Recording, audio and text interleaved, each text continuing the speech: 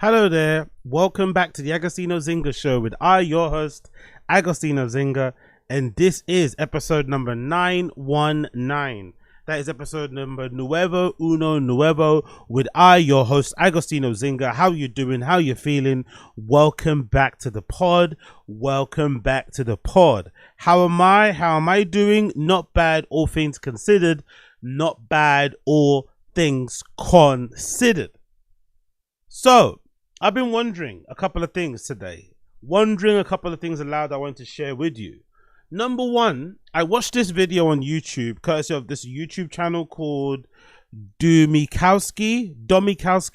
I'll link it down below in the description later on when I obviously clean up the pod and add the timestamps. And obviously when I put the podcast out on the audio platform, you'll see it. But it's by this user called Domikowski, and the title of the video is PlaqueBoyMax Quit Streaming for Music. And it's a really interesting video because the person basically hypothesizes that since PlaqueBoyMax hasn't been streaming, and in case you don't know, PlaqueBoyMax was this pretty popular streamer who was doing these in the booth streams where essentially he was helping to engineer, sometimes produce, or mostly engineer, and these songs for popping rappers, up and coming rappers, and he documented the whole process on live stream. The most famous one he did in the UK was when he did it with Lancey Foe, he did it with Len, he did a song with Skepta, he's done stuff with other US artists, but you know, he's been doing his bits.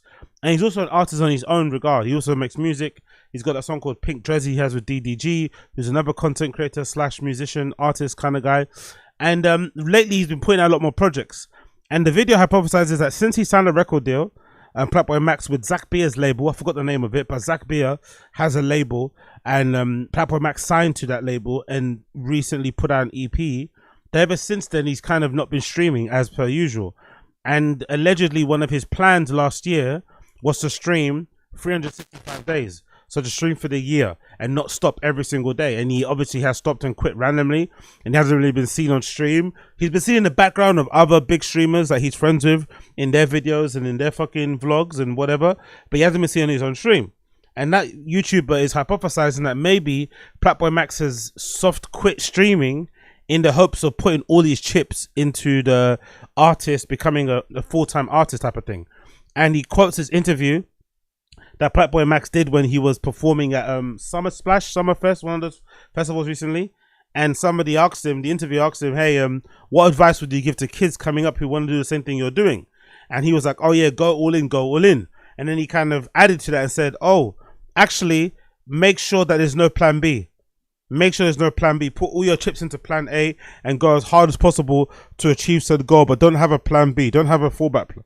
Never have fallback plans. Always just go fully ham for the number one plan, which kind of is the biggest indicator hint that you need that PlaqueBoyMax is basically doing the same thing with his music career. And it got me thinking, music is an interesting genre, isn't it? Music is an interesting industry, or just being an artist in general, because even somebody like PlaqueBoyMax, who is I'm assuming in his mid-20s, he's got, you know, he's got clout, he's got fame, he's got money, but he still longs for the appeal, the draw, the whatever of music. The music industry draw, the music industry hype, the music industry allure, the music industry fame, the music industry acclaim, respect, whatever it may be, is still too tantalizing for even a really popping streamer like PlaqueBoyMax, who I think last time I checked he had like over 100,000 subs. So if you have over 100,000 subs on your PlaqueBoyMax, how much? Let's say just hypothesize. Let's say 100,000 subs. Let's say that's what 499 most subs are. You times that by 100,000. At one point, he might have been making somewhere in a region of, let's say, 300,000 a month to 400,000 a month, which I would safely say and assume that's probably more than most artists, right? I don't think I'm speaking too untoward if I say that PlaqueBoyMax probably makes way more than most professional musicians, artists. Probably makes even more than some people he looks up to generally. Like, genuinely, people he looks up to, I bet he makes much more than them. But he still can't resist the urge to become a full-time musician, so it looks like he's quitting streaming altogether to focus on that, which is, you know, unfortunate, because I think the reality of it is that he's a much better streamer than he is a musician. I listened to his mixtape or his EP. You know, not that great to be honest. Didn't really, nothing to write home about. Nothing that's really going to change the world or do anything, I don't think, substantial in the industry. But music is also one of those weird things where if you keep plugging away at it, if you're diligent with it, if you really give your all to it, and you want to improve, you want to learn, you want to develop, you want to evolve as an artist, there is a scenario, there is a timeline I could see where he ends up actually honing his craft, exploring different genres, evolving as an artist to the point where people are like, oh shit, you're actually pretty decent. Because the same thing's going on with DDG. DDG, who I'm not going to listen to ever, I kind of group him in the same kind of group as like KSI in terms of musicians. But a lot of people say DDG's music has improved tenfold since he first began kind of, you know, making content and trying to push his music that way. But it got me thinking, because I'm currently trying to copy the same sort of thing that those kids are doing, where essentially you build up your clout in one niche, one area, and then you use said clout to kind of allow you to do the thing that you actually want to do. So obviously I would love to DJ. That's my main aim, to have that as like a, it won't be the main thing, but to as a side sort of thing where I get to play, let's say like, you know, maybe maximum of 100 decent dates per year. That get to play some of the big festivals, get to play some of the big clubs that I know and love. Obviously Berghain being #1, maybe Fold being #2, maybe Robert Johnson being #3 in Frankfurt. But that's the kind of goal. And the hope is, or the dream is, the aspiration is, the goal is to use some of this like whatever clout, whatever fame, whatever attention I have on the internet, doing these streams, doing these podcasts, doing these content, doing these videos, vlogs, the DJ live streams, whatever I do, use some of that clout and power and then sprinkle it over into my DJ thing and allow that to kind of help me, you know, get my leg over and get certain bookings. That's kind of what I want to do, which is what kind of a lot of people have done. I've kind of also got inspiration from this vis-a-vis the fucking podcasters out there.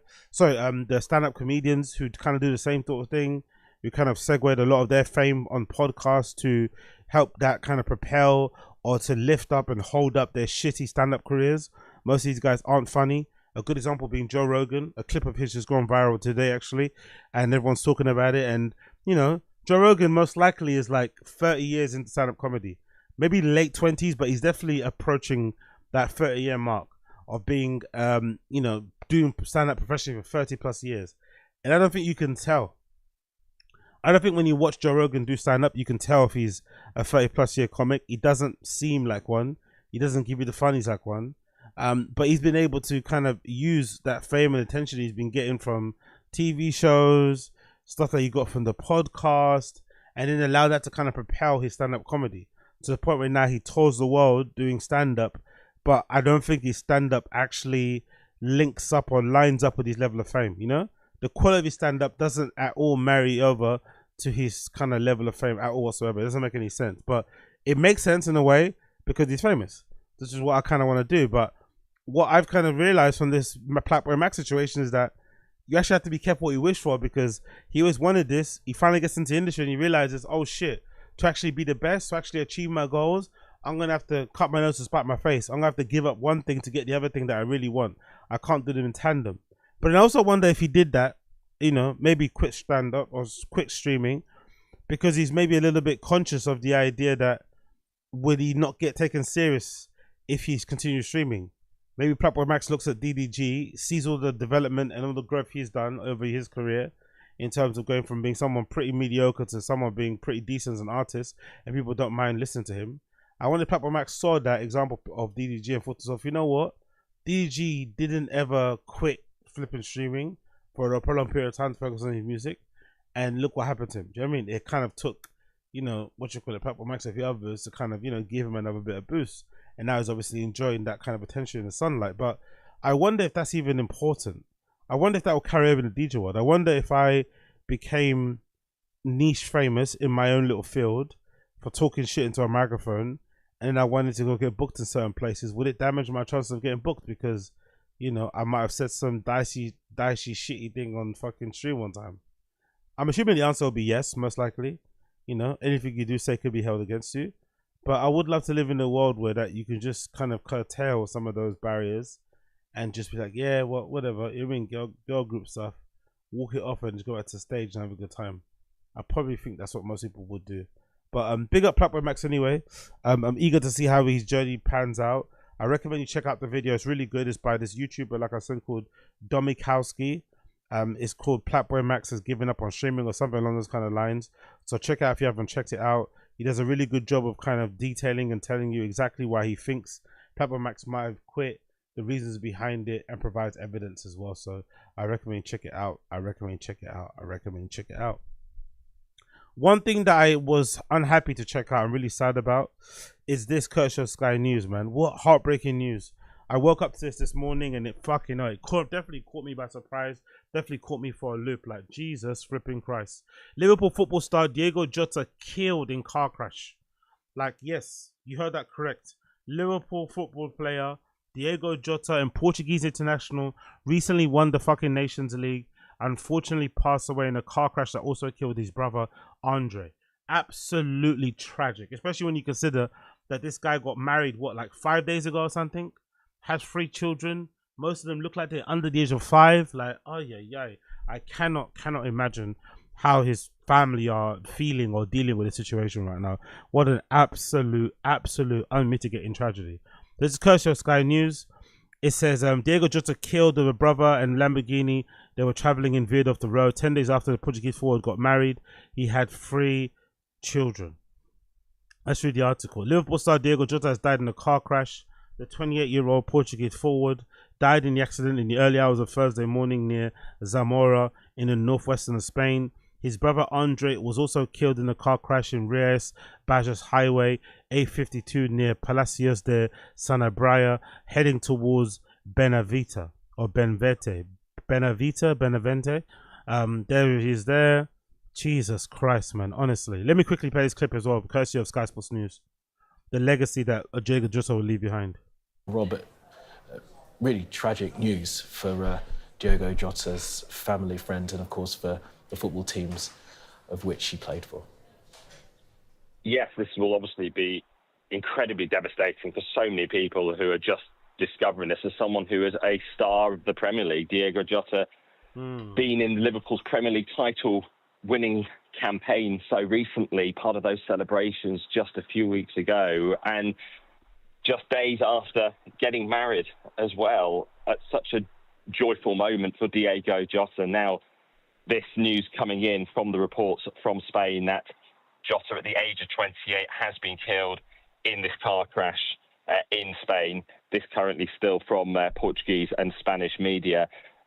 Someone who has been one of those members of the squad that has helped Liverpool become such a force in the last few years. The fact that they won the Premier League so unexpectedly last season.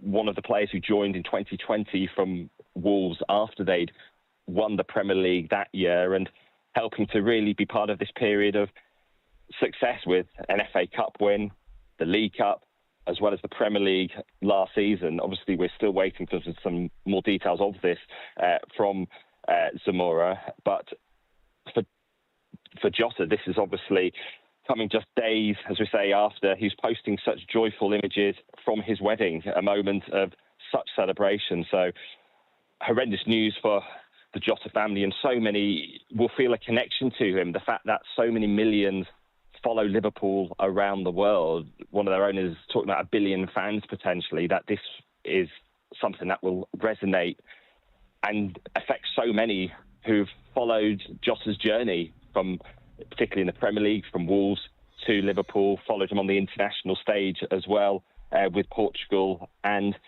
you know, just looking now, it was on, he posted how on June the 22nd, images on Instagram from his wedding, with the message, yes to ever, alongside his wife, their children as well, in the picture. Again, there was just a post yesterday, the video from their wedding on his Instagram account saying, a day we will never forget. And, you know, it's the social media account that obviously leaves such moments of joy in his life that you see just so recently, from the Premier League win to his wedding day, and now this devastating news coming in from Spain that Diogo Jota, at the age of 28, has reportedly died in a car crash. Local media are citing firefighters who were at the scene. And you know, Jota is someone who there's such a trail of goals that he has provided. 65 goals and 182 appearances for Liverpool. One of those players who has been part of that success over the last few years, as we wait to discover more details out of Spain on just how this incident has unfolded. Yeah, it's pretty tragic. I was a big fan of him when he was at Wolves, personally. I loved him at Wolves. I think he's been unfortunate in recent years of injuries, have kind of stalled his career a little bit, stop and start, but he played a big role in, I think, Liverpool lifting the title last season. Obviously Nations League as well with fucking Portugal just a few weeks ago. Just really fucking tragic, man, especially when you consider so young, 28 years old, just recently got married, 3 little children, look like they're all under the age of 5 years old. Like, I just cannot imagine what their family are going through, especially alongside his brother too. Both died. Like, God almighty, that family's going to be absolutely torn apart, man. What a tragic way to go out. And I just can't even imagine his teammates. According to a lot of reports, he's very popular in the dressing room, very quiet guy, keeps himself to himself, not in the press too much, but very popular in the dressing room with a lot of players. He's played in a lot of clubs in a lot of different countries. So he knows a lot of people, you know? So you can just imagine what those players waking up now in their summer holidays, wherever they might be, hearing this news. Oh. And again, here's one of my, like, Diogo Jota for me, as a rival fan, he's like Robert Pires. He reminds me of like how Steven Gerrard was back in the day. Inevitable. He comes on the pitch, you know he's going to cause something. You know he's going to be an agent of change. He isn't going to add an assist. He's going to dribble past somebody, win a free kick, win a corner, be able to fucking, you know, hit a shot from crazy angle. The keeper parries it out. Someone knocks it in. He's such a good fucking player. Tenacious, you know, dribbling, accuracy, speed, feints. He's quite a strong player too. A lot of these players, similar to like Bernardo Silva, but somebody so small in stature, very strong on the ball. I was really gutted when United weren't even in for him when he actually left Wolves to go to Liverpool, to be honest. I really fucking like him as a player. And yeah, man, like so sad to hear. Honestly, so sad. The article says police said the accident happened on 12:30 a.m. when the Lamborghini, the pair were traveling in veered off the road. As you can see there, that's where the Lamborghini was, like on the border. It looks like on the border of, on the border of Portugal and Spain, actually. Fucking hell. A vehicle left the road and everything indicates a tire burst while overtaking, the Guardia Civil in Zamora said. As a result of the accident, the car caught fire. Both people were killed. Oh my God. Pending the completion of the forensic test, one of the deceased has been identified as Diogo Jota, a Liverpool player, and his brother Andre Felipe. It comes just 10 days after the player married his long-term girlfriend, Ruti Cardoso. God almighty, can you imagine what she's going through now?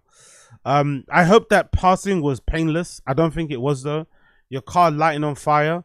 I don't know. If you're involved in a car crash, your car lighting on fire, I'm hoping you're unconscious when that happens. I'm hoping you're not getting burned alive, screaming in fucking agony. Hope that's not the case. It doesn't really matter in the long case of it because he still passed away. But Jesus Christ, I hope it was somewhere, in some way, shape or form, painless and quick for both brothers, man. What an absolute fucking tragedy. Probably both just enjoying their summer break, tops down in a Lambo somewhere, driving around, having a blast, playing music, laughing, talking shit. And then boom, shit changes so drastically for a freak accident, it looks like, right? The tire burst, essentially. And I don't know if that's their fault, if they went over something on the road. Jesus Christ. And you know how difficult it is to control a car when the tires burst. It's almost impossible to control a car when the tires burst. So I can't even imagine this fright and the fear that they were going through when it happened. And of course, pictures of them from their wedding, which I'll show you later. He had 3 children. Diogo Jota played the striker of Liverpool.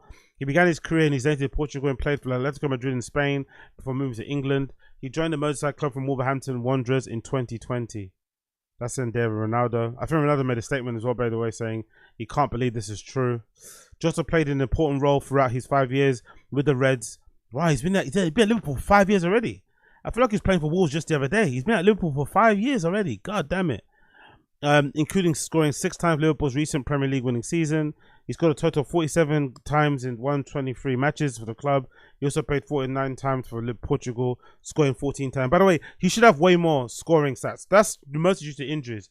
If he wasn't so injury prone, unfortunately, he would have definitely scored way more, man. His brother Andre, 26, played in Penafiel, a Portuguese second division club. Jesus Christ. There he is there on top of the bus holding the Premier League trophy during Liverpool's open top parade. The statement issued by Liverpool said, "The devastated by the player's death. The club have informed the 28-year-old has passed away from a road traffic accident in Spain, along with his brother Andre." Liverpool will be making no further comment at this time. The request of privacy of Diogo and Andre's family, friends, and teammates and club staff is respected as they try to come to terms with an unimaginable loss. God Almighty, God Almighty. Let's play this video from Sky News. Reacting to this news as it started to spread through the city centre. As yet, we're not seeing any signs of people coming here, but you imagine this is a place that people will want to come and pay tribute to Diogo Jota, but also reflect on that career and that very short life, of course. A player who just a few weeks ago, as Rob was saying, was celebrating with all of his Liverpool teammates and all of the red half of this city that first Premier League title for a number of years, the jubilation in all of that, of course, his success with Portugal as well in recent weeks, and yet here we are talking about the very opposite end of human experience and this real shock. A player who was adored here, as so many are, of course, but a player with real energy and pace, someone who's can claim some of the most critical goals in the last few years, vital goals at vital times for Liverpool in securing that Premier League title, but also winning the FA Cup, the League Cup as well, helping to get Liverpool to a Champions League final. A hugely successful career here, as well as what he achieved with Portugal. And we shouldn't forget at Wolves as well. It was with Wolves that he came to England, won the championship with them, earning that big money move here to Liverpool. A very popular player there as well, with a fucking tragedy, isn't it? Just like, I don't know, man. God Almighty. You will continue to provide for them and for support. Portuguese Football Federation said it was utterly devastated by the deaths. Far beyond being an exceptional player, with nearly 50 caps national team, Diogo Jota was an extraordinary person, respected by all teammates and opponents, someone with a contagious joy and a reference within his own community. There's some reefs out there outside Liverpool Stadium, paying tribute to Diogo Jota. We have lost two champions. The passing of Diego and Andre Silva represents irreparable losses for Portuguese football, and we'll do everything to honour the legacy daily. Cristiano Ronaldo, Jota's captain national team, said, "It doesn't make sense. Just now we were together in national team. Just now you had gotten married. To your family, your wife, your children, I send my condolences and wish them all the strength in the world.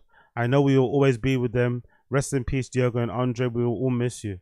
An avid video gamer, Diogo also owned an esports team and regularly streamed on Twitch. Yeah, I heard about that. He's really big into FIFA, kept himself to himself, you know, enjoyed his football, enjoyed his off time, enjoyed his family. Just a model professional by all accounts, you get me? Just a legit model professional. And then a freak accident and bam, you're gone. Kind of reminds me a little bit of what happened to Joaquin Sanchez too, another player that I'm a big fan of. Used to play for Liverpool back in the day. And he unfortunately also passed away during a car accident also. But what makes it more tragic is obviously these pictures of his wedding with his children and shit, which happened I think 10 days ago or something, right? It was posted on Instagram 5 days ago, but it might have happened 10 days ago. Regardless, like, he was probably having one of the best weeks of his life, right? Probably one of the best weeks of his life. Won the league with Liverpool, won the Nations League with Portugal, gets married to his long-term high school girlfriend, you know, has 3 kids, 3 dogs. Like, just literally, you know, that next stage, 28 years old, approaching, you know, his 30s, about to maybe, you know, evolve as a player, maybe start dropping a little bit more deeper, maybe changing his game, maybe getting one more move out of in his career, a big move away from Liverpool, maybe in a couple seasons. Who would have known? Like, there was so much for him to do still, and it all just changed on a dime. All just changed on a dime like that. Fucking hell. In some bittersweet way, you can say maybe it's great that he got to share this beautiful moment with his wife and children, but it's also now like it's just so bittersweet, you know. It's so bittersweet, so cruel that he's not been able to be around, you know, and watch his kids grow older with his wife and shit, become a pundit later on in life. All that stuff that people do, manager, coach, whatever, is completely gone. No possibility of that. Absolutely tragic. The wedding was very beautiful, very traditional. Catholic church vibes, him and his wife smiling for the cameras, and then of course a beautiful picture with his kids. And I guess that daughter there is the youngest one, recently born, right? The youngest one right there, man. The youngest one, recently born. But yeah, absolutely tragic. And of course, this is a picture of the bouquet and the flowers. But if you've been paying attention to with streamers, like I got the feeling, like especially with American streamers, you don't really see a lot with European. But there's been a prevalence of people, you know, younger and younger now, getting access to more and more money. That then grants them more access to more and more faster sports cars, luxury cars, whatever they may be. And I wonder if there's maybe a conversation to be had about just the, you know, the ability of these young guys to actually drive these really, really powerful machines, these really, really fast cars that take a lot of training, a lot of experience to actually handle the right way. Because I feel like I've heard a lot of these instances where people are driving Lambos, McLarens, Ferraris, Porsches, and unfortunately not really having the best outcome. Some of them are able to kind of escape and leave with their lives. Other, like Diogo Jota, aren't that fortunate and they pay the ultimate price. But I wonder if there's a conversation to be had about that. I wonder if there's a conversation needed to educate people, especially young players, young people who are coming into a lot of money and are able to buy these things, to know how to actually handle them. Because, you know, you pop your tire and then suddenly you have no ability to control that car because, you know, you just haven't been in that situation before and the power is really hard to get a handle over. And then boom, your whole entire future changes on a dime. It's really fucking tragic, man. Honestly tragic. And of course, all the comments here from loads of fans just grieving, posting memes and gifs. Like, it's absolutely tragic. Like, you can't get something more tragic than this. You really can't. I just can't imagine. I just cannot imagine the players waking up to this news. His family and friends, of course, but the players around the world waking up to this news that have played with him, people that are probably on group chats with him, people that are probably talking to him just before he crashed the car, in the morning, in the evening of yesterday and shit, and Wednesday. I can only imagine just how heartbroken some of these players are when this news crosses their table. They're probably thinking, you know what, listen, like I did. I thought it wasn't true. I thought it was a lie. I honestly did think it was a troll. It is quite unfortunate actually to see a bunch of people online, especially on Twitter, using this tragedy as opportunity to engagement farm and to troll. Really fucking awful to see. I think one in particular United fan were like, rivalries aside, you know, it's like, rivalries aside, RIP. It's like, rivalries aside, why does that even matter right now? Why are you talking about fucking rivalries? A person passed away, bro. No one gives a fuck about rivalries right now, but people are just engagement farming. I saw another Chelsea fan effectively saying, oh, post a picture of Nicholas Jackson, says, oh, if your club needs a striker, inquire below or something. And everyone's like, look how tasteless you're being, you know, attacking him. But I guess we live in a life where we live in a world where people just want to, you know, they want to piggyback off the back of whatever's viral, no matter how tasteless they may come across. And I guess this being what it is, people want to do so, get the clicks, get the engagement, and, you know, so be it. You know, so be the fucking consequences. But it's really fucking tragic, man. RIP Diogo Jota. RIP Diogo Jota. There's also a video here from his wedding. Let's quickly play that.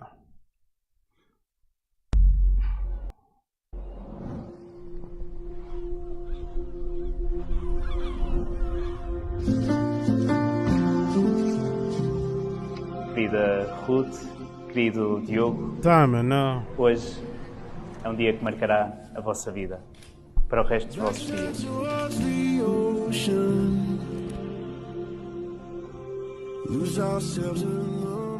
Porque este é o único dia em que vocês conseguiram juntar na mesma hora, no mesmo local, os vossos familiares, os vossos amigos, para celebrar aquilo que de verdade importa, que é o amor. Maybe we can make it way out where. Bang, bang, get the ill style and that shit go boom.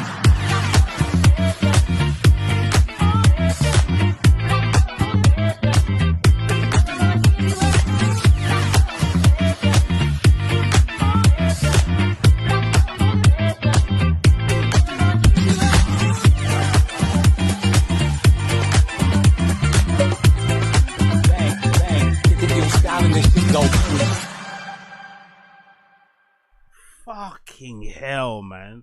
What a beautiful wedding too. You see how the wedding celebration took place in that dome-like building at the end there? with all the musicians and people dancing around and families and laughing and drinks flowing and smiles. Oh my God. Oh my God, bro. Oh my God. You legitimately can't take life for granted. You really can't, man. You get one shot at this fucking thing that we call life, and you have to really get the most that you can out of it. Honestly, that is essentially it. You really have to get the most that you can out of life, because you never know what will happen tomorrow. I'm even reminded of it even more so recently, because I recently had a passing in my own family, RIP auntie, and yeah, man, that wasn't a surprise, because unfortunately she was suffering from a terminal illness. But still, man, to see the amount of people that came out, you know, for the wake and stuff, and it's always really bittersweet when that sort of things happens, because you always kind of end up meeting or bumping into a bunch of people you haven't seen in ages, like loads of extended family members that you lost contact with over the years. And then you start to think to yourself, like, fuck, man, like, why did that happen? You know, why did we lose contact? Why don't our family speak to each other anymore? Why don't you guys visit the house anymore? Why did we stop visiting the house? So what, you know, these type of things, you start to realize, like, look how much time has passed and all the grudges that were made for nothing really. And now here we are, all reunited, kind of remembering somebody that we all held dear, and we're only seeing each other again because this person passed away. You know, life really isn't fucking promised. It really fucking isn't. But in this particular situation, I just can't imagine what they're going through, bro. This particular family, I just can't imagine what they're going through. 3 young kids, the dogs even, you know, like, God almighty, man. Like, the wife is probably going to be in fucking bits, but she'll have to stay strong for the kids' sake. I just can't imagine. I just cannot imagine how this family is going to get through this. Obviously they will, you know, in Jesus' name, they'll kind of have the strength needed to kind of get through this terrible, terrible time. But Jesus, just cannot imagine. Again, I try to put like a positive spin on it and say, yeah, silver lining. At least he got to marry his childhood sweetheart in the end. They got to share that special day. You got to give her 3 beautiful kids. But, you know, you want that guy to be around. You know what I mean? You want him to be around to raise your kids with you. You don't want to do it by yourself, especially not under these circumstances. And he was so fucking young, man. 28 is no age to die whatsoever. And especially with his brother, 26 years old, even younger. Like, honestly, truly heartbreaking. So, RIP to Diogo Jota, RIP to Andre Felipe, his brother. Really fucking tragic news regardless. And no matter where your club allegiances may lie, which is not important because these are fucking human beings that are involved here, definitely pay your respects. Remember this person. Remember him as a great fucking player that he was. And hopefully his memory will live on. Hopefully Liverpool end up retiring the shirt or something. I'm sure Liverpool will do an amazing tribute to him anyway, and definitely honor his legacy. But in general, man, what an absolute heartbreaking situation. And again, prayers go out to all his family and friends and everybody else associated with Diogo Jota. RIP, RIP, RIP. Moving on from that one quickly, let's get into some podcast topics. First one to talk about, another clip. Please someone tell me, what the fuck is in the water lately at these raves? This is another clip taken from a rave in NYC at an Eli Brown show where some guy tries to jump on the stage and get behind the decks. And I've told you before, or we've spoken about before on this podcast, various other instances have happened. I think one of them also happened in New York. Another happened in Madrid, I think, during Euro. There's been this prevalence of like people getting or taking too much, I think, and really losing their minds and deciding to jump on stage, jump behind the booth and fucking go crazy. I don't know why this is, don't know why it happens, but I feel like lately it's been a bit of a common thing. Maybe it's a trend, maybe it's part of a troll, but I feel like a lot of these people are just doing way too much gear. They're getting way too fucking turned. They're peaking way too early like I used to. I don't anymore, but they're peaking way too early like I used to, and they're not being able to control themselves because this is absolutely insane, this clip. Let's play it now.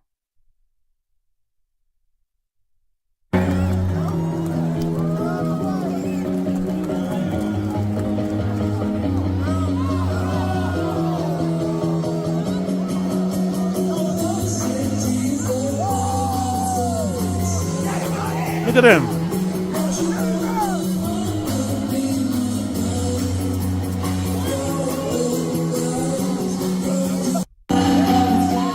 What the fuck? Can you see him trying to jump on the stage? Thankfully, there's some security guards at the front of the DJ booth trying to restrain him, but from some of these clubs I've seen, a lot of these security guards are just there for the show, there for the fucking visual. They're not really there to do anything really. But thank God someone was there to kind of grab his leg and try at least to pull him down. Because Jesus Christ, brother, what are you doing?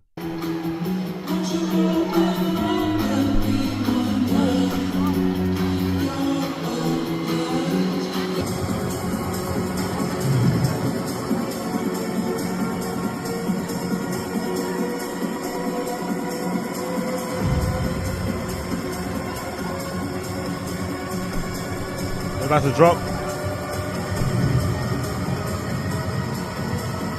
Oh shit, big up someone from Eli Brown's team.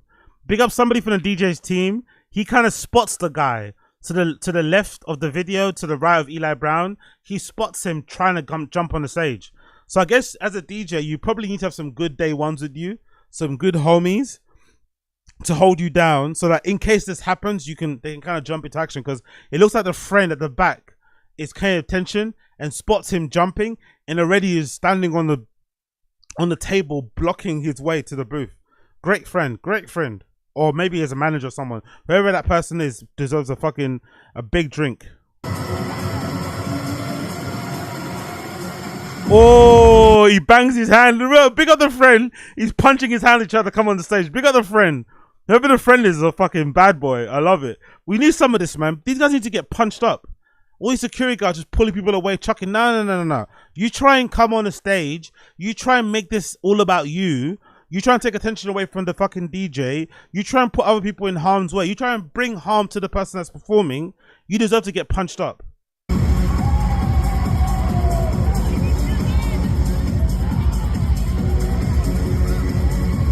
Big up Eli Brown's friend.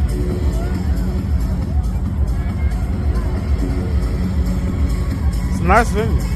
By the way, nice venue. I wonder what the fuck is going on, man.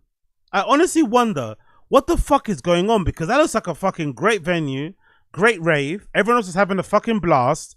This is the one person that's fucking lost it. Like, are they taking too much? Are the drugs maybe synthetic or, you know, sprinkled with fentanyl and shit? That's why people are freaking out. Like, what the fuck is going on? Someone needs to explain what the like. This guy looks. What is it? Is he like? What does that guy look like? Is he white, Arab, Mediterranean? Not too sure.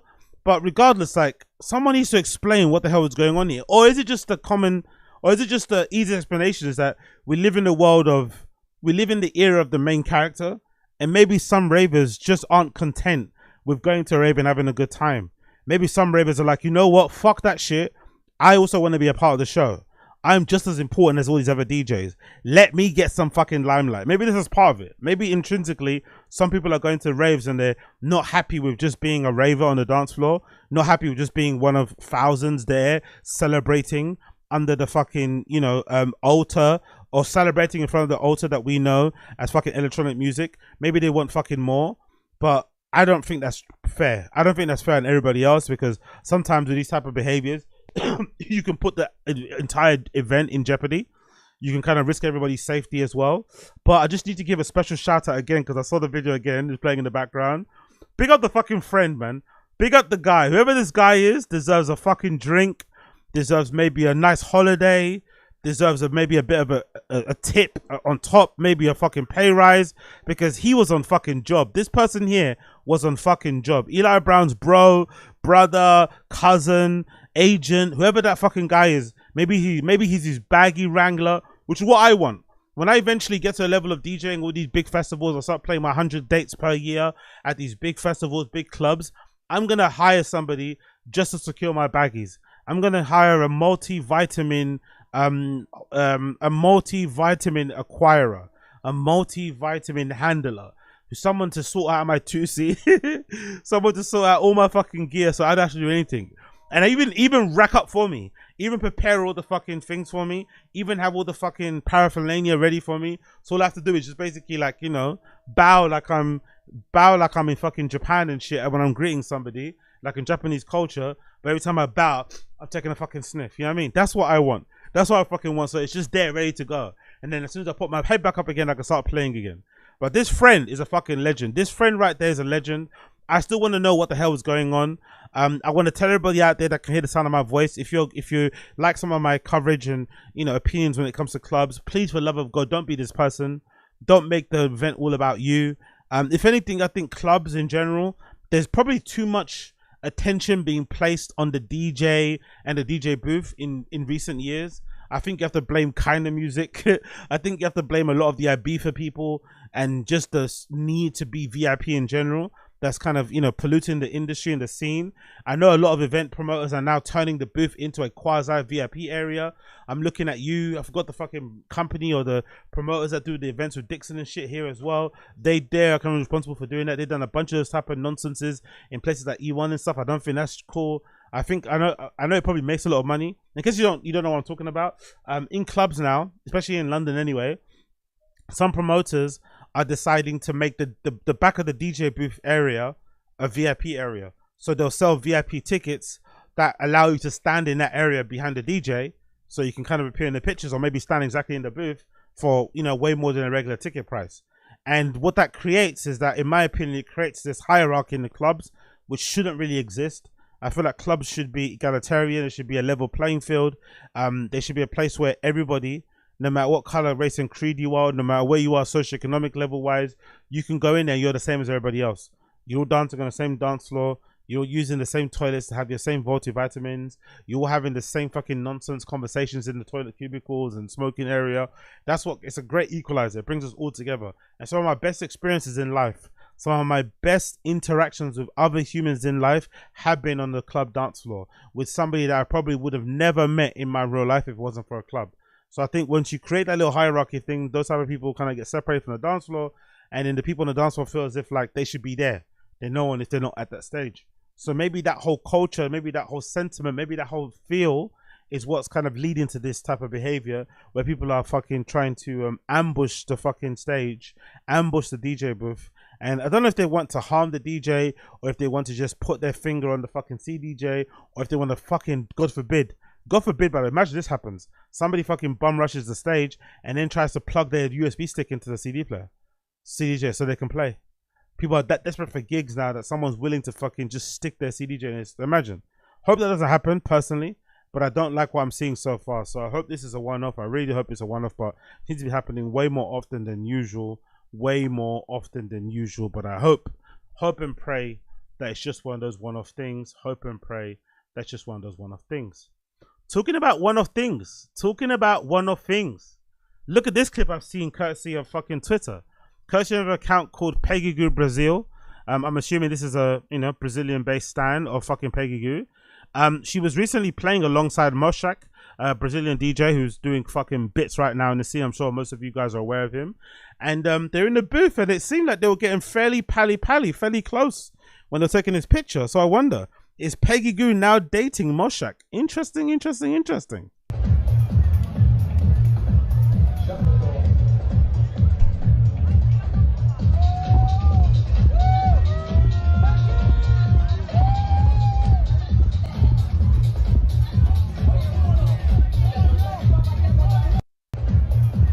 Honestly, when I become a world famous touring DJ, alongside all my podcasting, alongside all my streaming and shit, can you imagine the caliber of baddies I'll be fucking securing?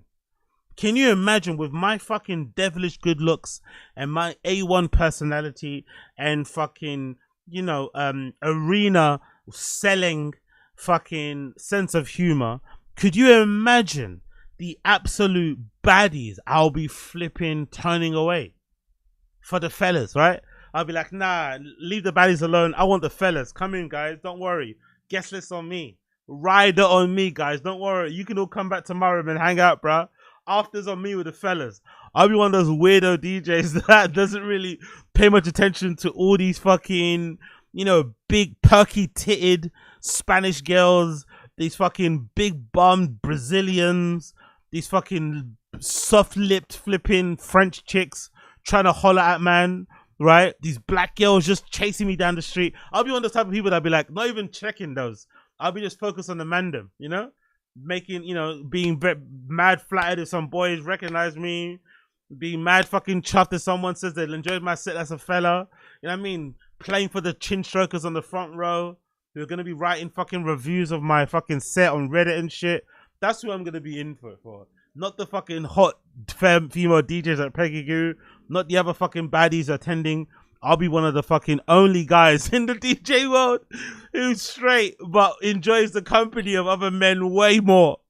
It'll be fucking funny, man. I can't fucking wait. But yeah, what a fucking life, man. What a fucking life, eh? Get flown around the world to play these amazing clubs and festivals, and sometimes along the way you might bump into a DJ that might like the look of your fucking chin. That might like the cut of your gib. Might like the fact that you've got that fucking, which Mochakk has got. Mochakk has got that fucking that fuckboy mustache and beard combo, right? All the hot boys have. So yeah, you know Mochakk fucks, and he's Brazilian too.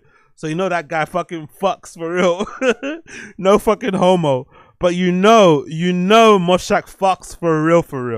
So yeah, I can't wait, man. I can't wait when I become a superstar DJ and I secure all the fellas. All the fellas will be mine. I'll have no competition. I'll have no competition at all. Moving on. Let's talk about this post courtesy of Mr. Afterparty, Mr.Afterparty on Instagram. Big up Mr.Afterparty. This is pretty incredible, by the way. Big up them. This is pretty incredible news and something quite surprising. I'm not going to lie. Big up Mr.Afterparty. Big up Michael Bibi. The headline reads, Michael Bibi returns to DC10 with his no phones policy rave. You heard that right. Michael Bibi's playing at DC10 in Ibiza, right? And he's implementing a no phones policy on the dance floor, which is almost, I would reckon, impossible. If you've ever been to DC10 or you've ever seen videos of DC10 and what goes on there, you know how difficult it will be for him to implement this. But I have to give him ratings for doing so because, you know, in the time that I've been raving, I think one of the big things that people would speak about is the no camera policies in clubs. And how instrumental that has been in terms of creating this, you know, club culture, this scene that we're all in love with in places like Berlin and stuff, and how that's been copied in other places like London. But I honestly do think another way to kind of get around people just not being on their phone too much and maybe not being so harsh and implementing stuff like no cameras allowed and shit, because I don't think in the UK we're going to be too open to it. I think people here are just not that, I won't say that cultured. I just don't think they're that open, you know, to having somebody put a sticker on their camera and tell not to the pictures. If they do, they get chucked out. It just wouldn't land too well. People wouldn't really resonate with it in the long term. But I think something that you can implement as a kind of soft way to get there is to just implement a rule where no phones are allowed on the dance floor. You know, implement that kind of rule. Maybe have some wardens on the dance floor who are kind of checking for it, but make the dance floor for dancing. And if you want to use your phone, go to the side of the fucking stage, go to the side of the venue, go up against a wall somewhere, go outside to the smoking area, go to the toilet to use your phone. But on the dance floor, when we're fucking, as soon as you walk through those doors and you hear the fucking sound slapping against your face, put your phone in your pocket and get fucking raving. I knew somebody who mentioned that whenever they went to fold, that they would always just leave their phone in their locker and then just check it intermittently whenever they need it. Because as you guys know, Fold has a pretty sick little locker system there where I don't think you even need to book it there. You can even book it all online, I'm pretty sure. You can book your locker online at Fold. Something I did recently as well when we went to fucking Amsterdam, actually, to be honest. So I think loads of places in Europe have done that. Maybe Fold copied it from other places, but regardless, Fold have a really cool, handy locker system where essentially on the edges of the club, towards the front as you're coming in and towards the back end, there's lockers wall to wall you can kind of use, all in various different sizes, 3 different sizes and prices and shit. But obviously this girl, whenever she'd go to fold, especially unfold, she'd purposely lock her phone in the locker, you know, wouldn't have it on the dance floor. So she needed to check it, or if, I don't know, you need to give somebody a number, whatever, you have to go to the locker. So it kind of made you be more present. It also made you kind of, you know, maybe be a little bit more tighter with who you would exchange details with, because if you had to go all the way to your locker, unlock it, So I think that's a really good way to go about things. Me personally, when I go to clubs, I've always said that whenever I get there, I try at least for the first hour that I'm there, when I land, not to take out my phone. Doesn't matter how bored I get, if I'm there by myself, which I'm there usually on my own, I try not to take out my phone for at least 1 hour that I'm there in the club. I'll order a drink, I'll stand at the bar, I'll do my rounds on the dance floor, I'll pop out to the fucking smoking area, I'll stand at the front, I'll stand at the sides, I'll stand at the back, wherever I can find space, and I'll try to kind of ground myself in the rave. And then usually along those kind of lines, somebody will pop up anyway and, you know, give you some chat. You'll probably bump into somebody that you probably will end up befriending, adding each other on social media, and then damn, but there you go. You got yourself a little rave buddy. Or maybe you got yourself a little fucking multivitamin friend to kind of jump into the two toilet cubicle together. But I've done that quite often and it's really worked for me. So I recommend people do that as well going forward. But you have to give Michael Bibi a lot of props. It's not going to be easy to implement this in fucking Ibiza of all places, but props especially for doing so. The caption says, Michael Bibi is bringing back his known phone concept to DC10 this summer. Strictly vibes only on July 17th and August 21st during the Solid Grooves Daytime Terrace. Last year's trial turned out to be a game changer, and now it's back by popular demand. Can we all enjoy a moment of feeling? Can we really enjoy the moment if we're filming all of it? For more stories like this, check out so yeah, let's check out Ashley's account. What people saying in the comments, by the way, because I think this is again a soft way to get the no phones policy working in places like Ibiza. I think a lot of people will not be that open to allowing people to put a camera sticker on their phone. This person says, how about just hide the DJ so people aren't filming them and then people will just enjoy the music and atmosphere? No, you don't need to do that. Although I did do that myself, by the way. When I used to promote clubs or when I used to promote parties, I had this party that I did with a friend called So Special that I did in Yellowby, and for the kind of production of it, like I'd kind of handle some of the kind of production of the set of the club. You know, it wasn't anything too crazy. I'll put up some posters behind the DJ booth, and I'll probably put up some posters on the fucking dance floor as well.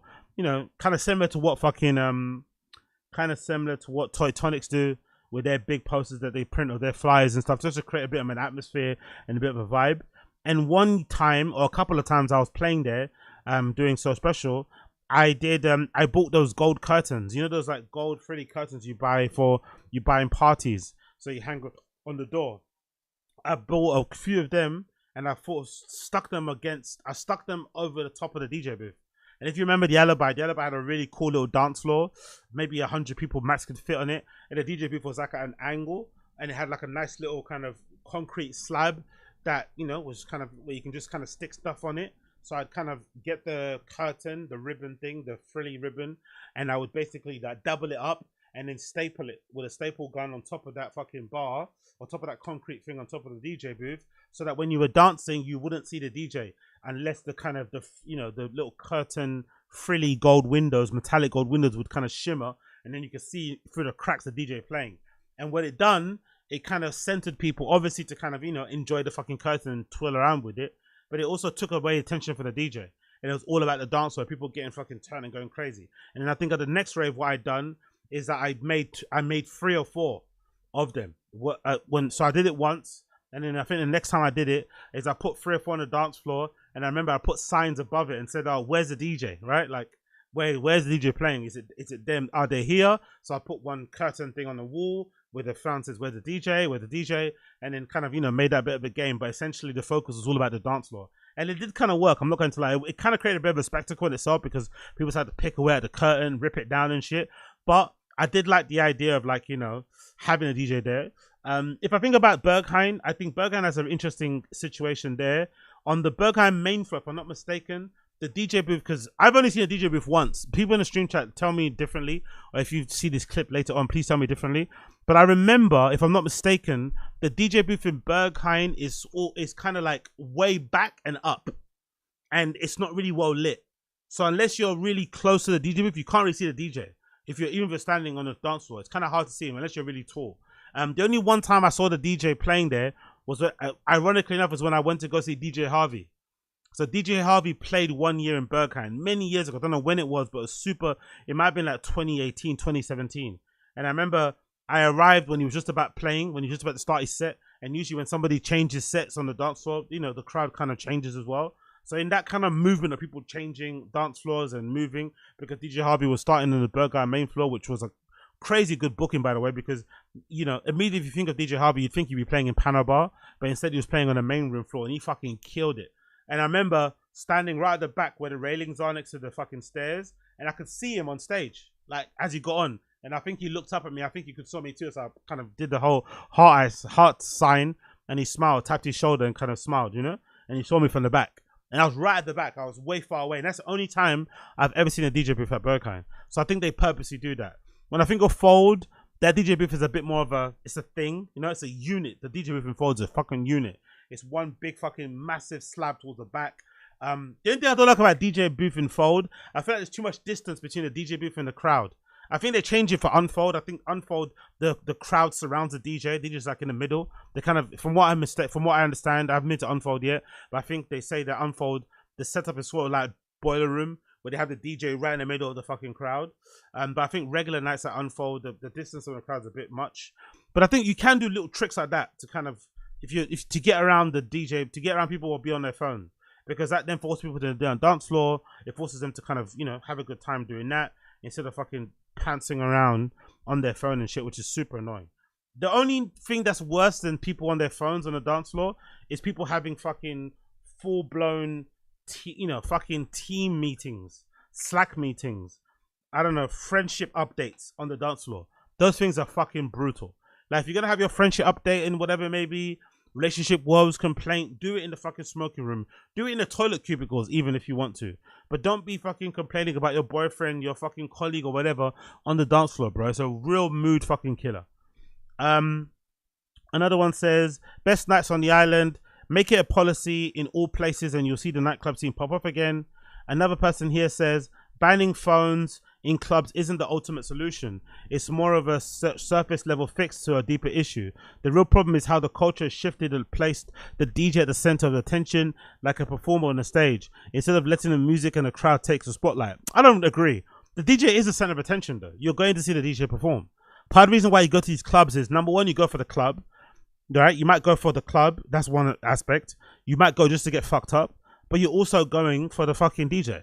And maybe fourth, you might go and, you know, to go and fucking pull or something or meet new people. But a DJ plays a big part in it. That's why a lot of clubs spend a lot of money booking some of the world's most famous DJs, because they hope those DJs can sell tickets.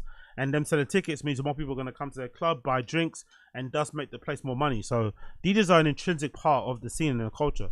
Maybe the attention on them recording sets all the time isn't as important, but to say that they shouldn't be getting any attention is fucking dumb.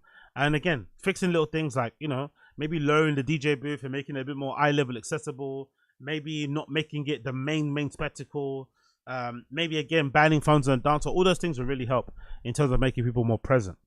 If you look back at the club scene in the 80s and 90s, no point in looking back, because we're in 2000s now going forward and nothing's ever going to go back to where it was. DJs were often hidden, just selectors curating a vibe, while the dance floor belonged to the people. That's not going to happen though. As much as I hate the fucking VIP DJ booth scene that we're in now, that's going to stay too. That makes too much money. It's a thing that people enjoy, so we just have to live with it. Just selecting, it was about losing yourself in the music, not watching somebody else do their thing. So rather than banning phones, maybe we should rethink the setup, the lighting, the energy, create spaces where connection and movement matter more than content and spectacle. Yeah, but for the time being, I think banning phones can also do the job. I'm not going to lie. I understand his sentiment and what he's kind of trying to say, but I think as a quick fix now and to change certain behaviors, that works. Like I've seen in London, like certain clubs, Fold being a good example, just banning pictures is a big deal. And if I'm not mistaken, when I go to Fold, the last time I've been, when you queue up, a security guard gives you a sticker. It's not even like they put the sticker on there for you. They give you a sticker to put yourself. Whereas in places like Berghain and shit, or even Berlin clubs in general, they physically take your phone and they administer the sticker on there. Like they stick it on real secure and shit. Whereas in places like Fold, they say, hey, here's a sticker. Please make sure you cover your camera. Then you have to cover it yourself, you know? So they kind of put that responsibility on you. But even that little thing has made people behave way better in that club. From the time they opened, when I first went to their first rave to now, I feel like the behavior of the ravers has improved drastically. People are really on point. They don't fuck around when they go in there, and they're there to have a fucking good time. They're there to fucking dance. They're there to fucking shake their hair, go fucking crazy. I don't really see people there at Fold kind of doing a madness and doing stupid stuff. Do you know what I mean? I see people really fucking enjoying themselves, so I fucking love it. Big up them for doing that. Couple more posts here. Damn right too. Finally a pioneer. 100% phones, one thing. Can also DJ booth should not be focused. Most of the clubs I used to go to could not even see it. Yeah. The DJ booth VIP culture thing, as much as I hate it, ain't gonna change though, innit? They make too much money from that shit. Think about it. Like a regular club selling tickets to the back of the DJ booth for like £100, £200, £500. That's profit. That's like crazy amount of the profit margins on that was a fucking crazy. So I get why they do it. But thankfully they're only doing clubs that I would never go to, like E1 and all those type of places. Let's actually see. What did Michael Bibi say about this thing himself? I'm wondering if it was he has to say anything. It's finally time. Sun gazing electronic mix with Secret Sundays out this Friday. Okay, so he's got a mix out with Secret Sundays. Was that with Secret Sundays? Did I hear that right? Did I read that right? Oh no. Sun gazing mix with Alex Sunshine Rose out this Friday. Okay, cool. It's a mix he's doing. This out this Friday. Let's see what has he got any other pitch. Oh, there we go. That's a terrace that he's doing. Solid Grooves daytime terrace rave, 17th of July to 21st of August. Solid Grooves daytime terrace. No phones allowed. So that's a graphic for it. Let's see some clips from last year. I think it's from last year. To be fair, that's pretty decent. Look at the crane. Look at the dance floor. That's pretty fucking good, bro. The dance floor in fucking DC10 is never like this. Usually everybody has their hand in it, has a phone in their hand. Especially some of my Italian brothers and sisters out there. They love a good fucking phone recording. They love recording the whole set and probably never watching it again, right? So it's pretty decent, man, to see a DC10 crowd and not see as many phones. That's pretty shocking, man. So big up Michael Bibi for pioneering this. Love this.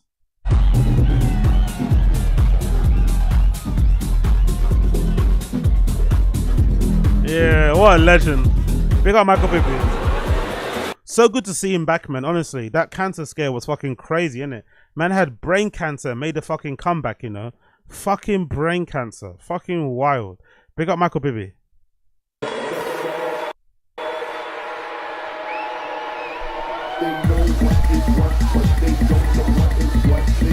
Wow.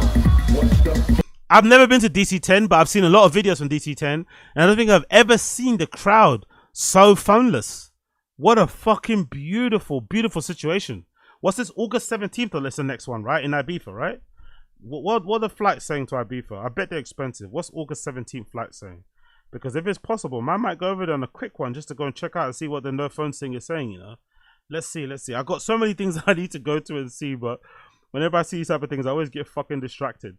Let's see, Ibiza Airport. Let's go London. Let's do, doesn't matter what place. Let's do August, what's it, 17th you said, right? So it's on a Sunday. So let's do flying out on a Saturday, coming back on a Monday. 146. Not shabby, innit? What airport living from? Oh, London Gatwick, that's why. So if you go from London, where else? Yeah, London Gatwick is a leaving then. Not too shabby. 2 hours, 30 minutes on the EasyJet. 5 p.m. you leave, you land there at 9:30 on the Saturday. Yeah, I don't know, man. Maybe that's possible. Because I've never been to Ibiza anyway, in general, to be fair as well. Actually, let's check the prices of tickets. Because that could be a real deciding factor, innit? Let's see what the price of the tickets are, but I bet they're fucking crazy expensive. Let's see, DC10 Ibiza official underground Essence nightclub. Let's see what they're saying here. Opened in 1999. Okay, cool. That's it. I thought it opened way earlier than that, or maybe a bit later. But let's see what they've got. Let's see how much the tickets cost. I'm thinking probably £100 to see Michael Bibi play that Solid Grooves event. I'm thinking probably £100. Let's see. Click events. Why can't I see the events? Come on, brother. There you go. Events is loading now. Let's see. I'm thinking probably £100, right? Solid Grooves. I want the one on 17th and the one on, what's that, August 16th, right? Let's see. July is probably too soon for me, but I could technically go on the 17th. So let's see how much it costs. Oh, there's a kind of music event as well in DC10 too. Let's see how much they're going to charge me to see Michael Bibi in a no phones allowed dance floor. Let's see. August. Okay, it's 14th. I thought it's 17th. They say 17th or 14th. August. Oh, it's August 21st. Okay, even better. Even more time to save some money. So it's August 20. Okay, so it's this one. So August 21st is the DC10 thing, right? Let's actually check it. Let me check my calendar. What else do I have on August 21st? I feel like I'm doing something else then, isn't it? Lost Village I have here. What else I have here? There's Lost Village Festival. Let me pick it up my RA. Big up everybody tuning in live. If you're tuning in live, you're enjoying the show, see what you like, hear what you like. Make sure you smash the like button down below. Hit subscribe, all that good shit. Help a brother out. That'd be much appreciated. We're also doing this every day on Tazs, every day on Random Show. So if you want to become a member, get access to member-only live streams, member-only videos and stuff, make sure you click the link in the description too to become a member. And you can also gift memberships via the little $ on the freaking chat box as well, if you feel that way inclined. Let me just quickly pull up my calendar here on RA and see, because sometimes my RA events don't all link or sync over to the calendar. So if we go to the 21st, right? What have I got here? I've got 21st, I've got Lost Village, and I've got, there's an Else night. Shit. Pablo Boosie is playing at Else in Berlin on 23rd. I think that's why I got it as well. And Paradise Garage. Oh, tough one, isn't it? Tough one. But let's see how much they're going for tickets, though. Raw, £64. Okay. I'm actually surprised, I'm not going to lie. I thought it would be way more. The lineup is a bit GAY though. It's a bit lame, I'm not going to lie. I'm seeing someone I already hate, Blondish. I fucking hate her. She's fucking horrendous. But there's Apollina playing, extended set. That's the trio. What's his fucking name? Forgot. Bodilla playing, Dennis Cruz. Big up him. He smashed it. Killed it at fucking Coachella recently too. Kina Howe, Marilee, Michael Bibi, and Rossi. And it's from £64 upwards. That's pretty decent, isn't it? General admission is £64. Not too bad. Obviously, no, 64 entry before 9 p.m. £74 general admission. Not too shabby for an Ibiza club. Not too shabby for an Ibiza club. Not gonna lie.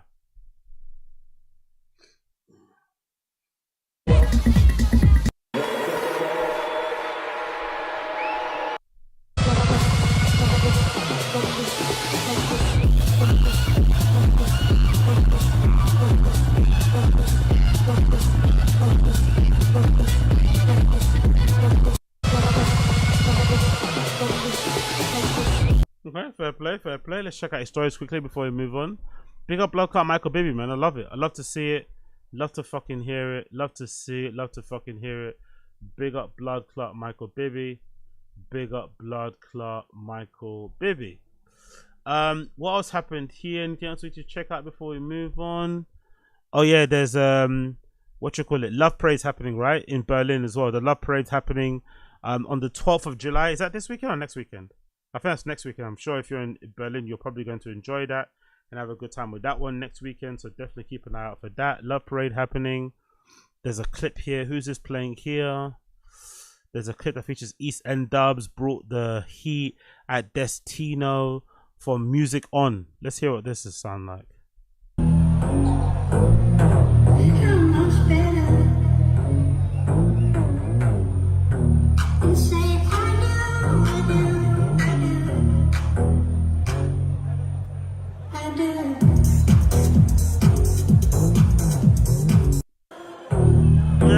That was a bit lame, not gonna lie. That was a bit freaking lame, not going to lie. Who's this young lady here? Zurich brought the heat for someone called Fleur Shaw. Who's Fleur Shaw? Control the beat, yo DJ, let's move those feet.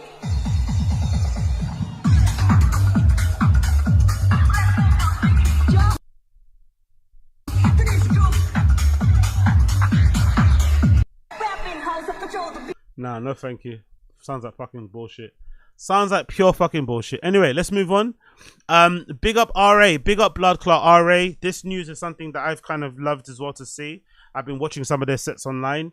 Courtesy of RA, new electronic event space, cultural hub section dot launches in East London. Not sure if you meant to pronounce it section dot or if it's pronounced a certain way, but the article reads as follows. The project has already hosted sets from OK Williams, I Jordan, Chris Liebling and others. So effectively it's a newer version, a London version of Horror.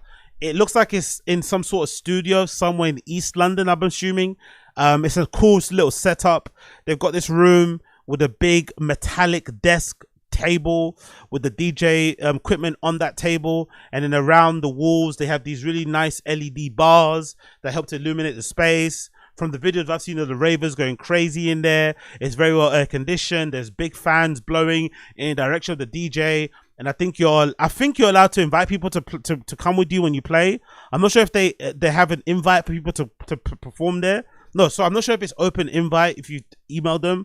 I did DM them one time because I think Ellen Alien played a couple of weeks ago or last week. I went to go and see that, but unfortunately I didn't hear back from them. So I'm not too sure if you're meant to DM. I'm not too sure if you get sent specific links via email. I'm not too sure if it's like time sensitive and you're meant to check their stories and they have a particular link that you're meant to click on, similar to what DJ Mag or Mix Mag do with their thing, right? Mix Mag do like an in-studio kind of DJ stream thing that they do, and to get tickets to that you kind of have to be like on the ball and kind of apply before it happens. So I think if the live stream event happens on a Thursday, you're meant to kind of get an email blast or like an Instagram story link on like the Tuesday, maximum, and then you apply and then they send you emails to let you know if you got in or not.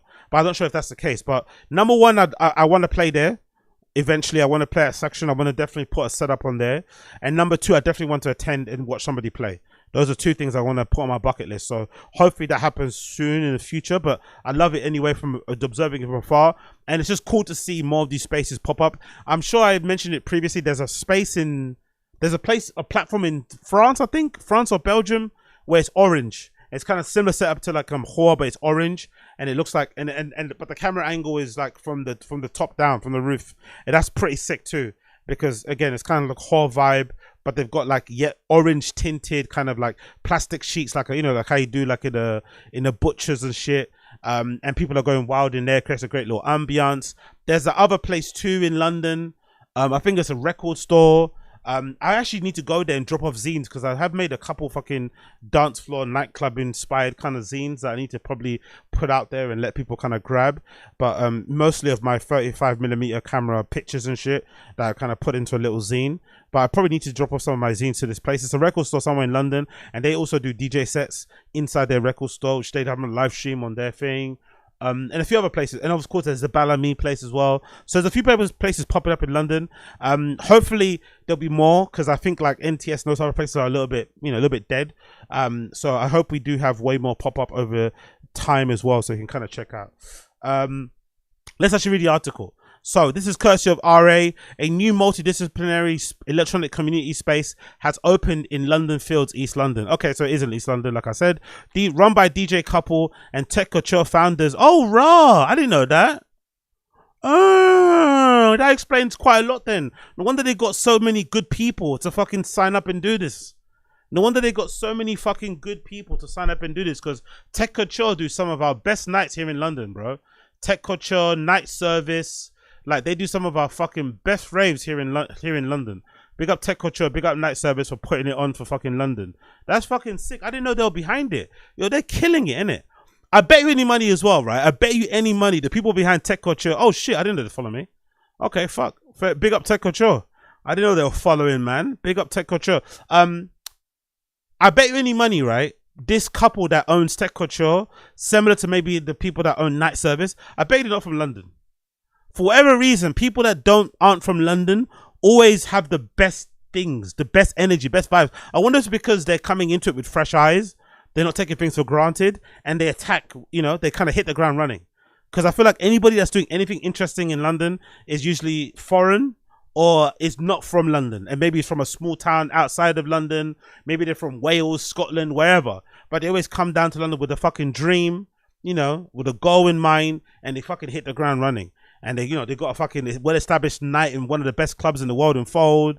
They fucking opened another fucking live streaming place as well called Section. They're fucking killing it, man. Big up them. I didn't know they were involved in it. That explains so much then. No wonder they got so many good bookings. Oi, what's ready for the summer? We're excited to launch our Fezzy debut. They're doing a festival.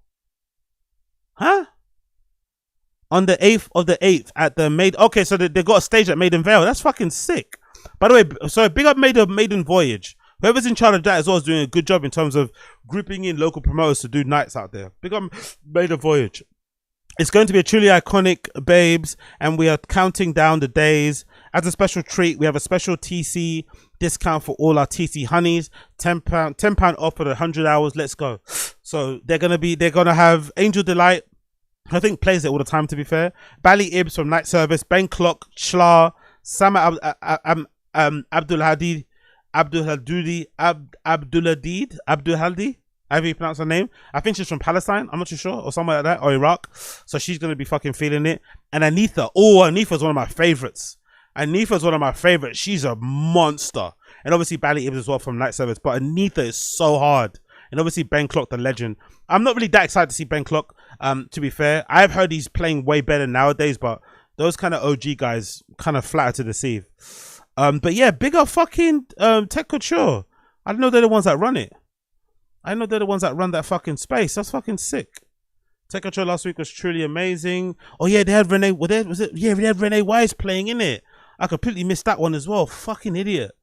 11 hours of the most incredible music in dancefloor filled with most serious vibes, gorgeous vibes, sorry. Thank you to all the DJs that played. Mosiah, Artist, Paul Koski, Renee Wise, Philippa Pacho, Annabella Arario. Y'all really set the main floor alight. Eternal thanks to Maestro Pablo Buzzi. Oh! Fuck, man. What a great lineup I missed. As always, thank you for the dancers. This party without the people. Take a chill. Special big love. Fuck! Okay, cool. We're having a short break now until the 3rd of the 10th for what will be our extra special collab. Until then, we'll see you at Maiden Voyage. Okay, so they've got Maiden Voyage happening and then Amsterdam event happening on the 3rd of the 10th. Fuck, man. Let's quickly check that some of the clips. Do you have some clips to show you? Any sound clips? Big up them.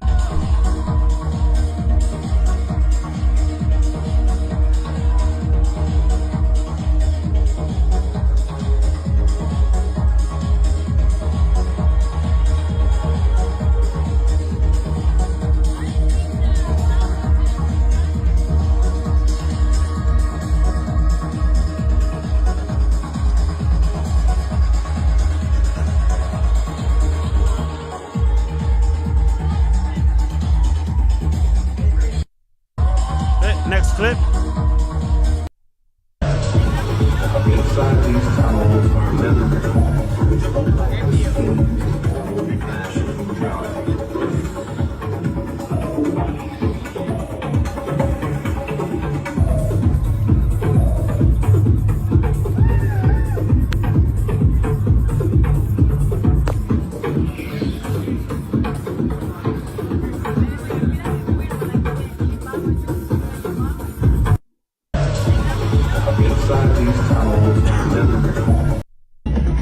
Oh, this is meant to be Renee Wise playing. Big up Renee Wise. Big up my fucking idol, Renee Wise. Yay!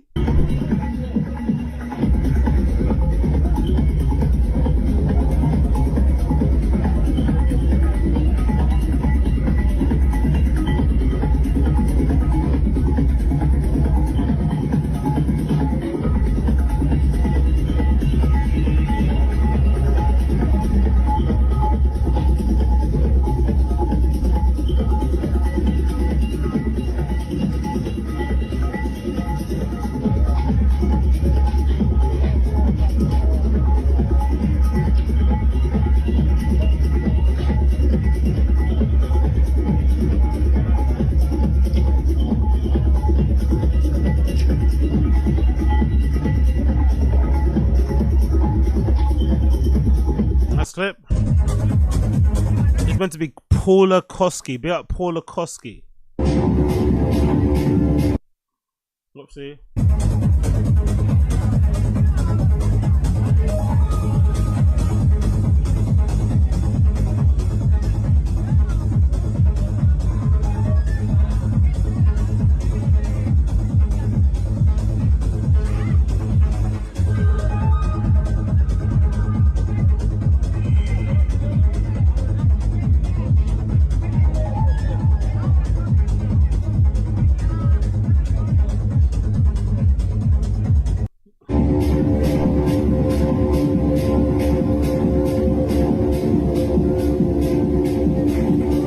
Meant to be Philippa Pasha.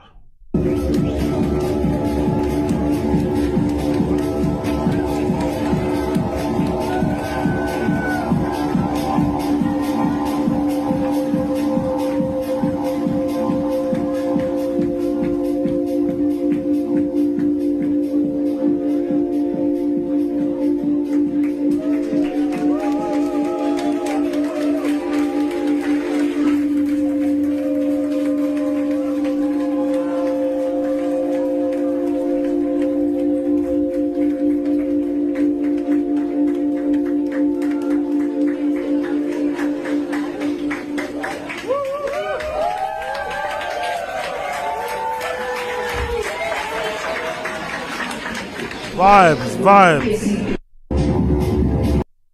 Okay, that and oh man, look at that. I missed out on such a good night, innit? Steam Room. Pablo Boozy played for 7 hours. Big up Pablo Boozy, bro. Last time I saw that guy play was at fucking, I think, was it Berghain 19th birthday I went to? Was it 19th or 18th? One of them. Sorry, my fucking throat is mad dry right now. Allergies and shit.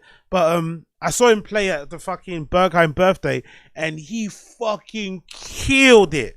He played in that XXX room, which is, I think, I forgot the name of it formally, but it's a room kind of in the basement. It's the one that looks like, it looks like a scene that you would see in a movie. There's like the DJ booth is like suspended on a mezzanine, on a balcony mezzanine thing. To access the DJ booth as a DJ, you need to literally climb up this ladder, and the DJ booth is at top like this, and you're kind of looking down and everyone dancing. There's boxes. There's a wooden horse in the middle of the stage, in the middle of the dance floor. The bar is all lit up amazing, like some cyberpunk movie. Like, oh, sorry. The XXX room is one of my favorite rooms. One of my favorite rooms of Berghain, hands down. So fucking sick to walk in and see Pablo Boozy fucking smashing that place to pieces was such a fucking treat. So 7 hours of him in Berghain must have been, sorry, in Fold must have been sick. Mozai played, Pablo Koski, Renee Wise 4 to 6, Philippa Pacho 6 to 8, and then Annabella Arroyo playing 8 to 10. Sorry, Annabella Arroyo. But yeah, smashed it, man. Fucking jealous. I wish I was there. Anyway, go back to the article. I'm getting distracted. The project already featured the likes of OK Williams, I Jordan, Chris Liebling, Bally Ibs, Page. Oh, look at Bally Ibs and Page getting a fucking shout out on the RA write-up like that. That's sick. Big up then. Melati across the first few weeks operations collaborated with Born Fruits and Fold's revered in-house techno party Unfold. Bessie May, and DJ OT come from the respective worlds of fashion and technology. This experience helped them launch Tech Couture in 2020. Now, 5 years later, they want to make the vision of their latest venture clear. The quote, "We're not building a radio station." Interesting to say that because, by the way, who listens to radio? I don't. I've never listened to an NTS set once in my entire life. I've never actually listened to NTS once I've never loaded it on my computer, had it on in the background, playing in the fucking studio in the office like some knobhead. I've never played that shit once in my entire life. I avoid any NTS event like the plague. I love the guy that runs it. Big up the black guy that runs it. I forgot his fucking name. He's really fucking safe. I met him from back in the day, but I don't care. You know, I really don't. Like, I really don't fucking care. I listen to sets when I can find them on SoundCloud and shit. Maybe I'll see somebody's set on YouTube, to be fair. I'll discover it that way. Or maybe I'll find some set because somebody posted it on a Reddit somewhere. Or maybe I'll see someone's clip that they shared on social media. But I'm not listening to no fucking NTS or any fucking online radio. Never. Or I might just go to a specific channel, you know, like Boiler Room and shit, and just check out what the latest sets are. I think that's how I discover my sets. I'm not sure how you guys do. DJ OT cited... Sorry, we're not building a radio station, Bessie May told RA. The idea is to create section, came from feeling the absence of a space for electronic enthusiasts outside a typical club environment. DJ OT cited community culture and connection, and as a center of section's ethos. He and Bessie May have big ambitions for the platform. They plan to make it one of London's most significant creative community platforms, connecting local talent and international artists on the current pulse of the scene. Browse section's YouTube and Instagram for more. Yeah, I'm all for it, man. I'm game. I want to play there. I want to fucking go there. I want it fucking all. This thing looks fucking sick. Big up fucking section. And that's the couple that run Tech Couture. Big up them, man. They're fucking killing it. I wonder if it's open to the public. Can you just turn up? Do you have to have an invitation? Like, what's the vibe, man? Man want to know. Man want to know because man want to fucking reach. Man want to fucking go and see what the situation's saying. Let me actually check out the YouTube. What's their YouTube saying? Big up everybody in the stream chat too. Imagine being security trying to enter the middle of the dance floor of DC10 to kick out a dude that's a flash on. Good luck, exactly, yeah. Big up Don Dutta. Big up On 10 Toes. Big up On 10 Toes. Can't wait to dwork on AZ set soon. Been practicing this dwork. LOL. Big up Mr. Studio Girl. Damn, no notification gang. No worry about that. So, big up On 10 Toes. Saw Leslie on this weekend. She was on fire as fuck, man. Big up On 10 Toes. Love to hear that. Oh, this is the Ellen Alien set. It's there. There's an Ellen Alien set that I missed. Fuck, man. Yeah, I wanna go to these events. Look at the Ellen Alien set. Oh, to be fair, visually as well, it's very strong. I love the branding. I love the font they use. I love the angle they've got in the DJ booth in terms of people playing. I love the simplicity of the background. It's very stripped back and bare basic. The LED lights illuminating the space. They fucking do a good job. You know, like that's actually just very well done in terms of, you know, framing and shit. Let's not lie. And of course, all the fucking weird, all the freaks and weirdos and sexy folks side by side behind, having a great time, making it special too. I love it, man. Oh, look at the Ellen Allion's little DJ bag. That's her little DJ bag, right? This little red leather purse. I ain't mad at that. Blood red purse. The Ellen Allion with the blood red leather purse. Maybe a couple cheeky baggies in there and some fucking USB sticks. Can't go wrong. Oh, by the way, I fucking hate this mixer. The X-Zone, that mixer. Oh, that mixer strikes fear in my heart, man. Give me a Pioneer 900 or whatever, but don't give me that mixer. Don't give me that fucking X-Zone, whatever fucking thing it is. That shit is fucking so... That mixer looks like a Windows PC to me. The Pioneer mixers look like fucking Apple MacBooks. Anyone can use them. But you give me this fucking Allen and Heath monstrosity, I'm sweating. That's like using Windows fucking XP. Allow it.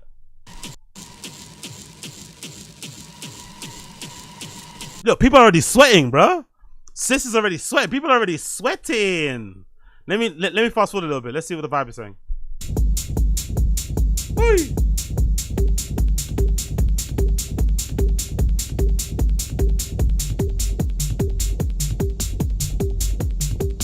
Ellen Allion, the legend, Ellen Allion, killing it.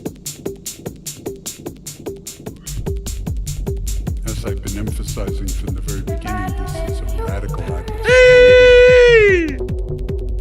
This and drop. Killing it. And a radical. Killing it. Go on. Shapes. Skank. Hey. Let's go, bro. Baggies o'clock. Baddies o'clock, bro. Baddies and baggies. Give me a key. Fuck that. Give me a nail. Let's fucking go. No track IDs needed. Swing that waist. Oh. Go on. Let me fast forward a little bit more. Let's fast forward a little bit more. Let's fast forward randomly. Let's go. Oh. Go on. That's a transition already, I like. Go on. Hey. By the way, we got the same USB stick. Big up this USB stick users. I forgot the name of it, but we got the same USB stick. Great to fucking see. I'm also wondering, is this like a cheat code to open up a club? If you can't open up a legit club, is this like a cheat code to open up a club? Where you got this like creative community space where you do these DJ live streams from? Are they live streamed DJ sets? No, they're recorded. They're not even live streamed. The DJ sets are recorded. If I'm not mistaken, they're recorded like from 8 or something, right? Or something along those kind of lines. The DJ streams are not live streamed. They're fucking recorded. So I wonder if that's a cheat way to open a club without actually having to open a club. You open a space where you let people play, DJs, live stream, you book them and stuff, but it's not a club per se. But you still have the same cachet, the same fucking whatever. You're still giving back to the community, like, you know, by making a somewhat bit version of a club. I fucking love this, man. This is sick. Let's play this. Let's play Ellen Allion. Go on, Ellen Allion.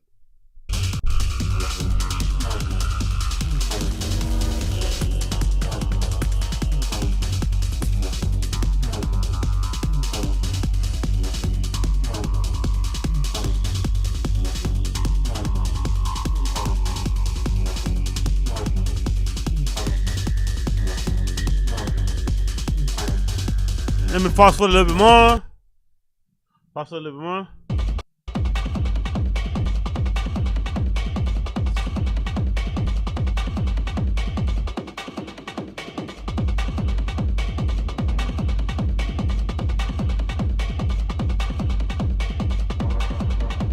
Killing it. Woo! Wind the waist, wind the waist, wind the waist, wind the waist. Wind the waist. Hey, hey, hey, hey. It's hot in there. It's hot in there. Let's go.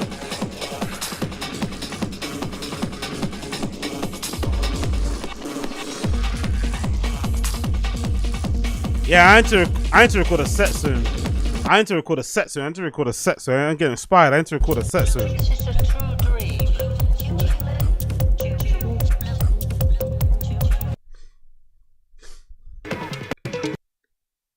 I need to record a set soon still.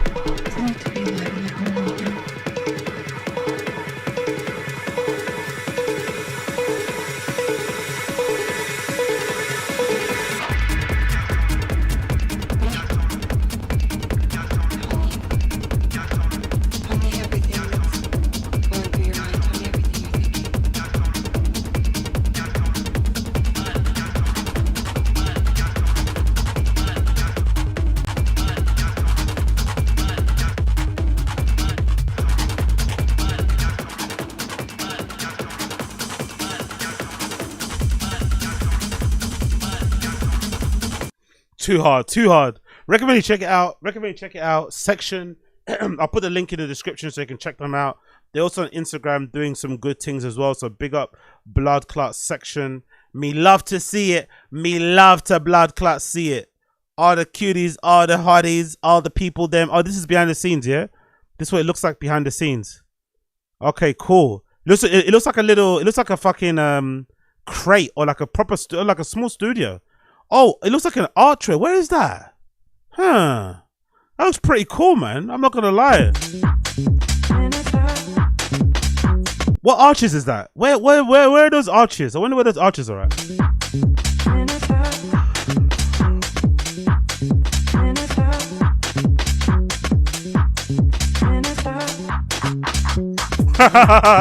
Sick.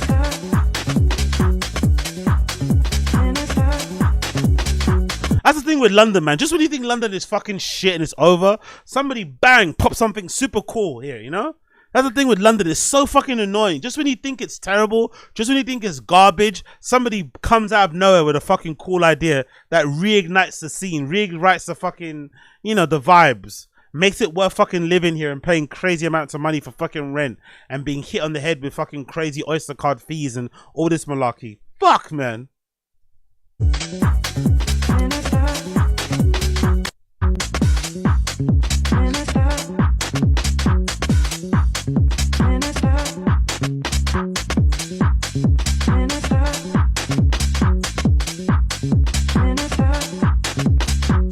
Yeah, I'm mad at it, man. I'm mad at it. Pretty cool. Pretty fucking cool. Big up Tech Couture. Big up Section. Love to fucking see it. What a great idea. Love the execution around it. Love the branding. Very fucking strong. Very different from what they're doing with Tech Couture, by the way, in terms of branding and shit. So I'm curious to see how this evolves and develops over the next few years, I'm assuming, with them sticking with it. It's like, it's Annabella Arario, right? Yeah. I think so, that's her, right? Yeah, that is, yeah. Annabella Arario. Killing it. Oh!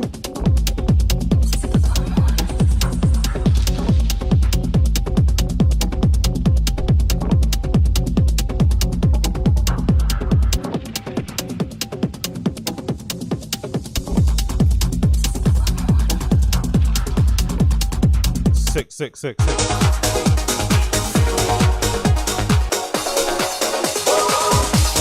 Big up Pablo Boozy. Big up fucking Pablo Boozy, bro. He's like what? He's like the hipster. Is it the hipster? Or is that the alt version of Gerd Jansen, isn't it? He's the alt version of Gerd Jansen. Maybe a little bit more sinister. Maybe evil Gerd Jansen. Or maybe Gerd Jansen's evil Gerd Jansen. But maybe, yeah. Big up Pablo Boozy, though. Sick DJ.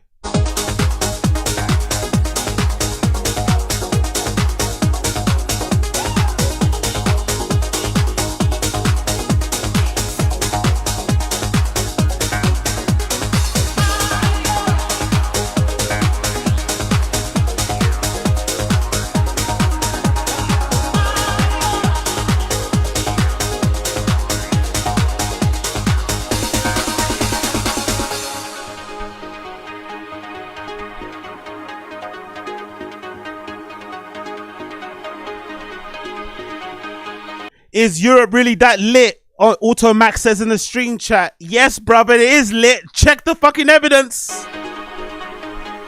EU stand up. EU stand up. Let's fucking go. Wave your flags. We out here.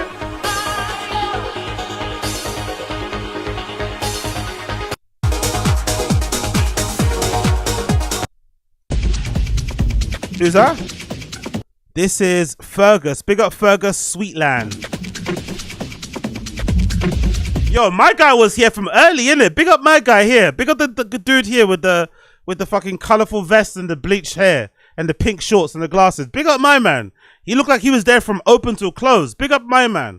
Important people on the dance floor. The open till closers. The fucking 24-hour ravers. The ones that set pace, set to tempo. Big up my man. Big up my man.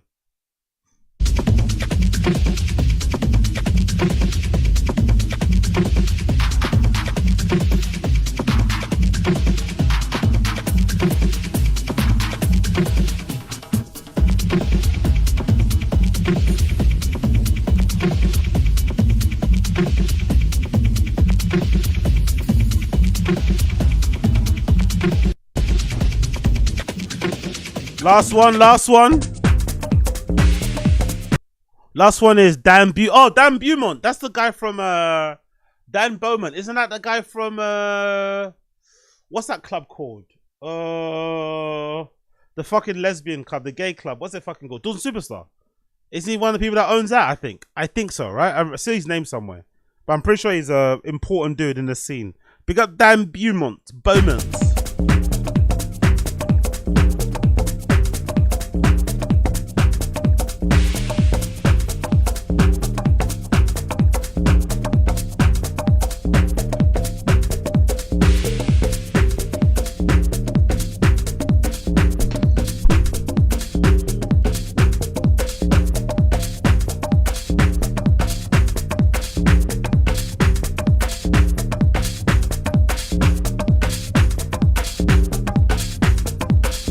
Yeah, big up him, big up Section. Looks fucking fun. Definitely gonna check it out. Talking about checking stuff out. Berghain have just released their August 2025 program. Just dropped fresh on the fucking interwebs. And it's pretty decent. All things considered, especially when you consider that August is what? Peak festival season. A bunch of people probably have like non-compete clauses, which means that they can't even play Berghain, even if they're in the city, even if they're free. They can't play in the same month there if they're playing in another place, which is fucking lame, by the way. I wish you could get rid of that. I think if we got rid of non-compete clauses, especially not for like bigger festivals or whatnot, or just got rid of them across the board. Number one, it would definitely not hamper people's decision-making policy or, you know, behavior when it comes to buying tickets. Because if I want to see someone play at a certain venue or a festival, I'm gonna go see them play there. It doesn't matter if they're playing in like a club instead. If I want to see them at that place, I'll go see them at that place. And if anything, it would help each other gig. Like it would kind of help the other. So if someone's playing in a festival one weekend or on the Thursday, but they have availability to play on the Friday and Saturday, and they can play in the club, whoever doesn't want to go to a festival can go to a club, and vice versa. So I wish we could have that. But regardless, I think Berghain have done a decent enough job booking some good little names, shaking things up a little bit to keep the August lineup pretty fresh. I still think July is stronger overall, but considering again the circumstances they're having to kind of work with, I think they did a pretty good job with this lineup so far. So it says here, August, they start off on the Friday, the 1st of August, with a records night. Fucking Radio Slave's label, so big up Radio Slave, featuring Confidential Recipe, DJ Minx, Matthias Caden, bro. I've not heard his name in ages, bro. Matthias Caden is a fucking minimal deep house legend from back in the day. Like, big up him, bro. I've not heard his name mentioned in ages on lineup. So big up Matthias Caden. Radio Slave, of course, and Tal Fuzzman. That looks like that'll be fun. The following Saturday, the 2nd of August, we've got a regular club night happening with Adil, Blanca, Don Williams, Kazia, Rolita. I don't know who Rolita is. Rod Had and someone called So. Let's check who's Rolita. Is it Ro that? How do you spell who's Rolita? I'm curious to see who that person is. Big up them. I wonder if that's their first time playing. Rolita DJ. Let's see who this person is. That girl? Is that a boy? There's them in between. Who is this person? Okay, it's a lady. It looks like here. Let's see where Rolita is from. It doesn't tell us. Oh, I think it says France. I think the person's from France. That's her Instagram. Rolita, 18,000 followers. Okay, she's got decent following already. She's already represented by booking agency as well, so it's not like she's an up and coming person. But big up her. What's she writing her caption? Is this the first time she ever played at Berghain or no? No, I think she's played before. That's a picture there actually. She's played before. Also, it's second time, right? She said second time? Yeah, she's second time at the temple. So the first time she played was February 11th. Okay, so pretty new DJ. Big up. See, Berghain just then putting new people on. I love that, man. So she played in February.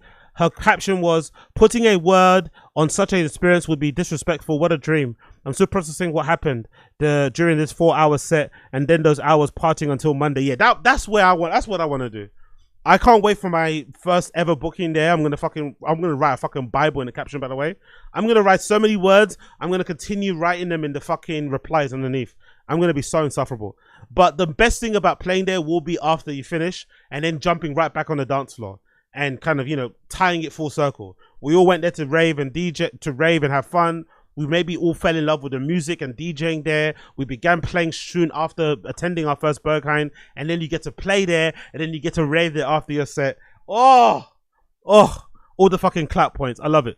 I tried to express my gratefulness and the endless love for the music, and I was so happy to feel the love coming back from the precious crowd. Berghain, you have my heart forever. Efdemin, I'm thanking you again for this experience. I never thought that I would have the chance to play here. So wow. So big up Efdemin. So this girl got recommended, because I think a lot of people have that. Some people get invited to play and maybe the booker says, hey, bring somebody else with you, or maybe it's a label night. Maybe just curate your own fucking party. And it looks like Berghain's bookers keep their ear open. And if somebody plays well, I wonder if they've got a feed in their office. Maybe they have, right? I wonder if Berghain have a feed that feeds the sets through to their office, so they can kind of flick through between Berghain and Panorama Bar and listen to crisp audio of people playing and get an understanding of whether or not someone's good or not. I wonder if that happens. But I do love the fact that they book people who get invited from other parties, you know. I'm thanking you again for this experience. I never thought I'd be able to have a chance to play here. Here we are. Also, thanks to the staff, all the team, super sweet with me and welcomed me with open arms. To all my friends who came from Paris, Lisbon, Berlin to support me, nothing would have been the same without you. Many thanks to all for the love, the inspiration, the beautiful images of souls dancing, melted together. Yeah, if I played there, my DMs will be exploding. When I eventually do play there, my DMs for guests will be exploding, because the amount of people that I've met through that club who would feel like, you know, they can reach out and ask me would be in the fucking double digits. Definitely not, maybe low 3 digits. There's so many people on my Instagram I've added off the back of this club. It'd be fucking hard to satisfy everyone's demands. But big up Blood Clot Paulita. Oh no, is it Raulita? Not Paulita. Raulita. Big up her. Let's check her stories quickly. What's she saying? So she's playing in Berghain soon. See you September. Some other bits and pieces. I want to see, what she play? She's playing in BCCO as well soon. Does she have any links to her sets? Okay, cool. We have a bit of clips here. Let's see. I want to hear what she plays. What kind of sound is she on?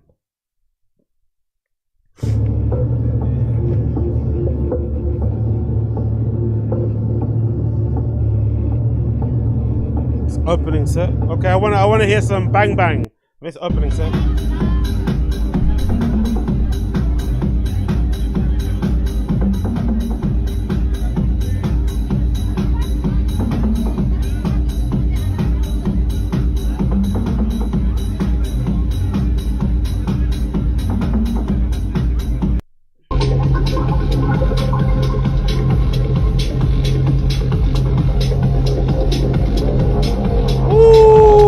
She's one of those cool ones that smokes behind the DJ booth. I wish I could smoke, but I've got asthma, so you know I stick to my weed and shit, which I still smoke. You know, I don't inhale to the chest. I just fucking inhale my mouth. But if I didn't have fucking sports related asthma, I wish I could be one of these cool DJs that smokes behind the DJ booth. You know, cigarette poking out of the mouth while you're mixing. You know, mix and blend while the DJ's just hanging from your lips. Maximum aura points.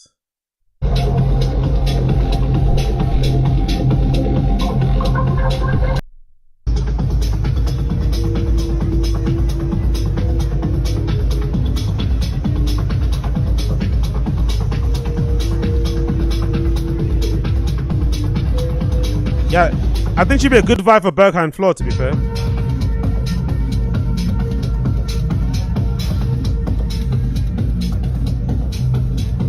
Wow, people are loving it. Paris. Standing ovation.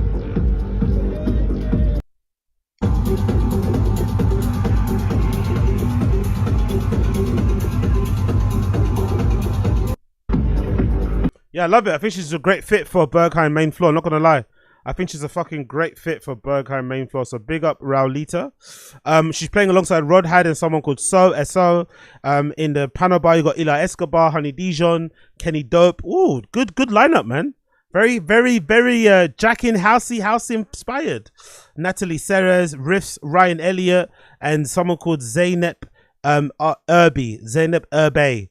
Big up. That's a pretty decent night. That's one of the best ones so far I read. There's also a night called Onasi Pazuzi or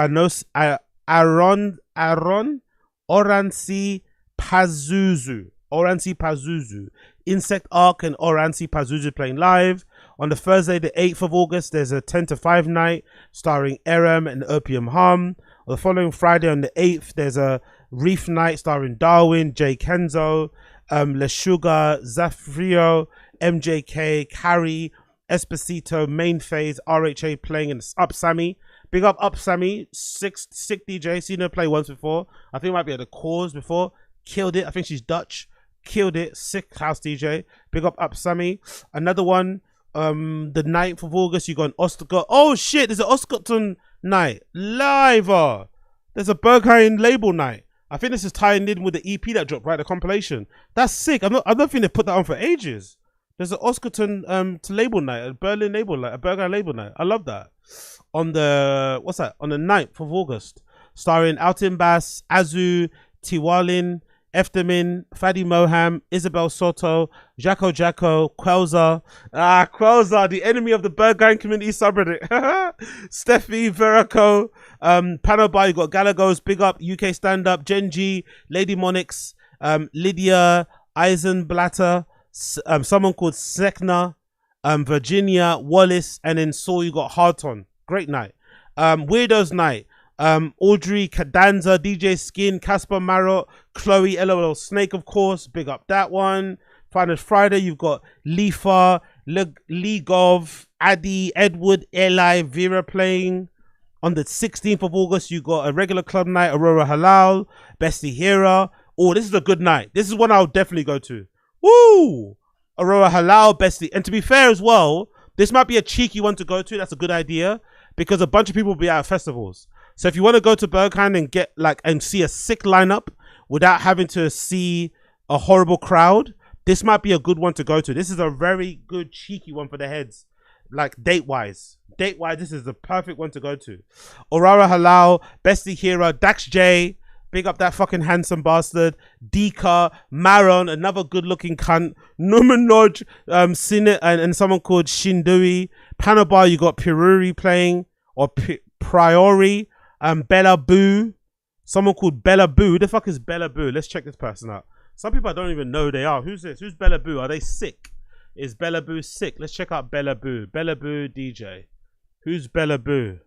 Get us Bella Boo. Bella Boo. There we go. It's a lady, yeah? Bella Boo is from where? Where's Bella? Bella Boo's Swedish, allegedly. Swedish vocalist. Let's see what Bella Boo's all about.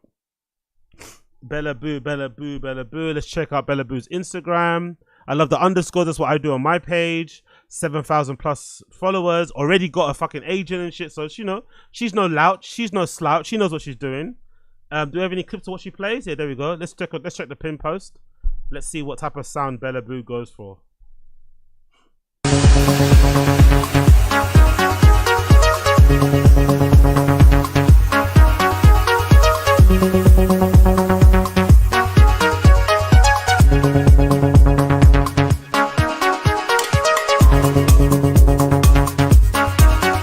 Vibes. Any other set? I want to see what she plays like, man. Come on, give me a clip. Come on, Bella Boo. What's this? This is a clip, right? Of her playing. Yep, there you go.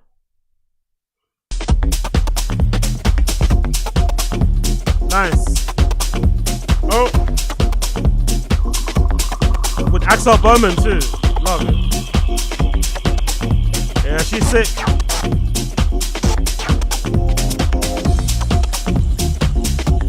Oh, blend.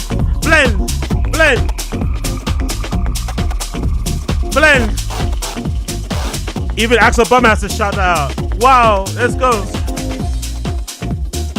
Heavy blend. She smashed that one.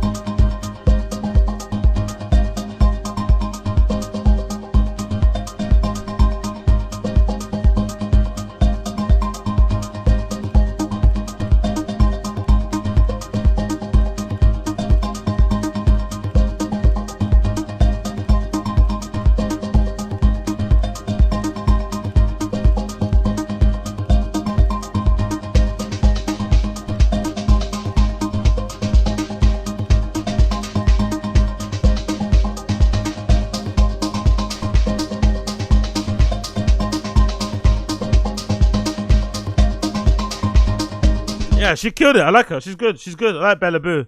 I ain't mad at Bella Boo. Big up Blood Clot Bella Boo. I ain't mad at her.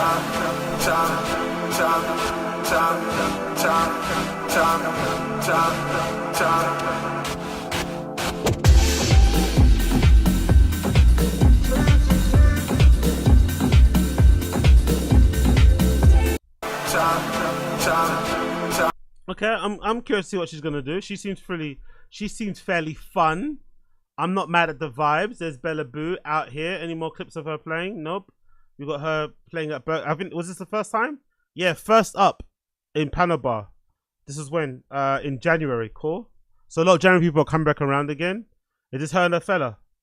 Is this Bella Boo and her family? That's quite cute. She got a family. Stepping out of my rehab bubble to DJ for the first time in 5 months. Okay, big up her. She's balancing motherhood and being a fucking wife and shit. Love it. With the kids. And that's the kids, I'm assuming. That's rehab. Okay, so I guess she injured her knee. She has some sort of injury, I'm assuming, where she was in a wheelchair and whatnot. So now she's back outside, DJing and doing what needs to be done. Get me? Out here fucking doing what needs to be done, doing the Lord's work. Thank you for came to my release.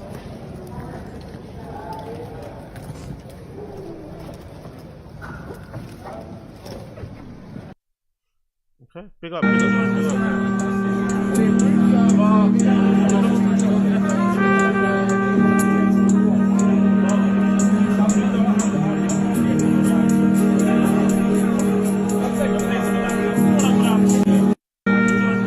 Big up Bella Boo. I ain't mad at it. Bella Boo, Gabriel Quartain, Gerd Janssen, Kim R, Louis Vega, Mateus Elmo, and Mansouri and Vlada.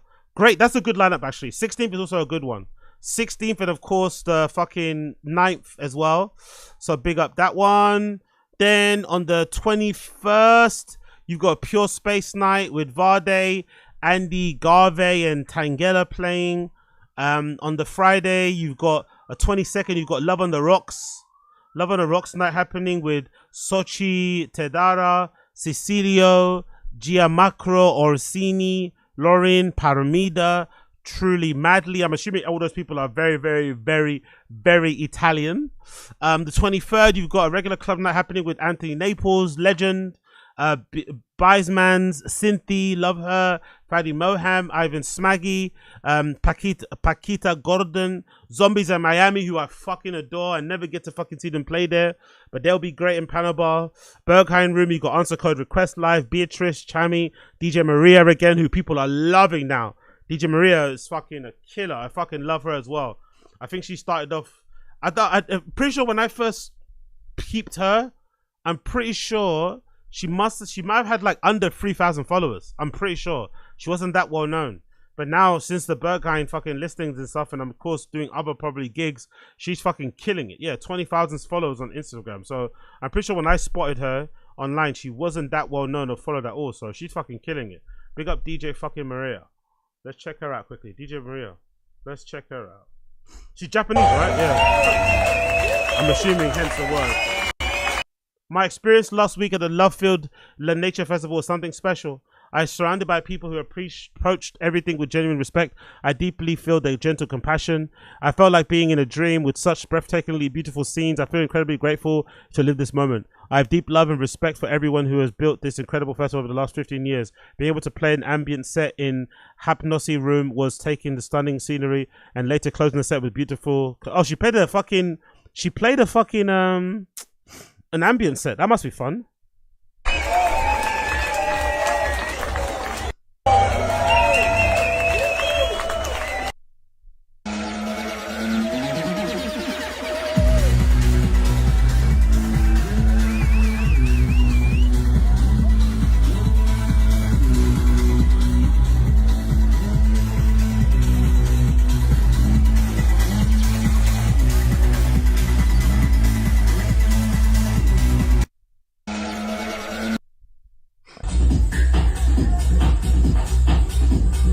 Yeah, look at DJ Maria. Shoes off as well. Ah, what a gig, man. What a great fucking job. Shoes off, playing in some great festival, ambient set. Everyone's fucking feeling it, feeling the vibe. Jumpsuit, untied, nice bit of perspiration, drinks on your side. Just loving it, mate. Loving every moment. Seeing all the people's happy face, people rolling. Oh, what a dream.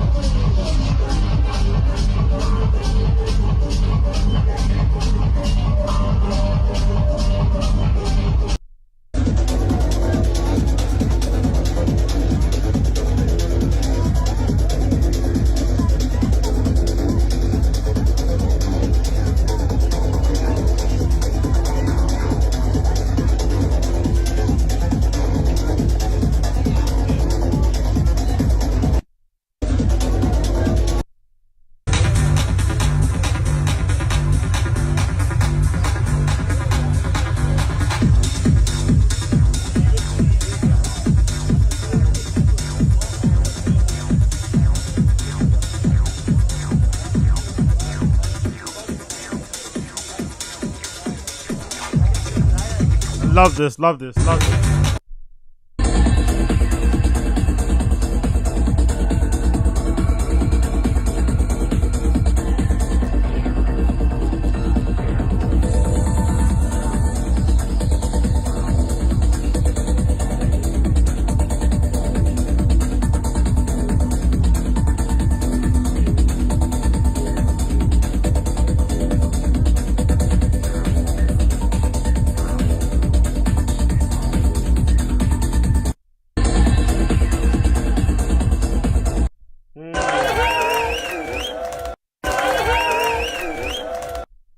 That's got to be a fun, isn't it, at the end? That's got to be fun. That fucking applause at the end. Whee! Yeah, big up. And I guess that's her ambient set.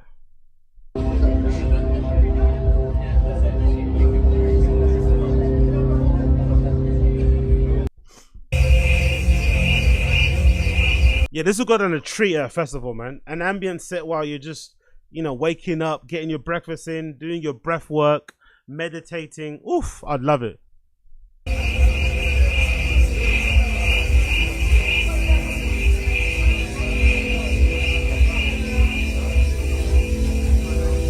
Big up DJ Maria. Big up DJ Maria. Okay, last few ones here.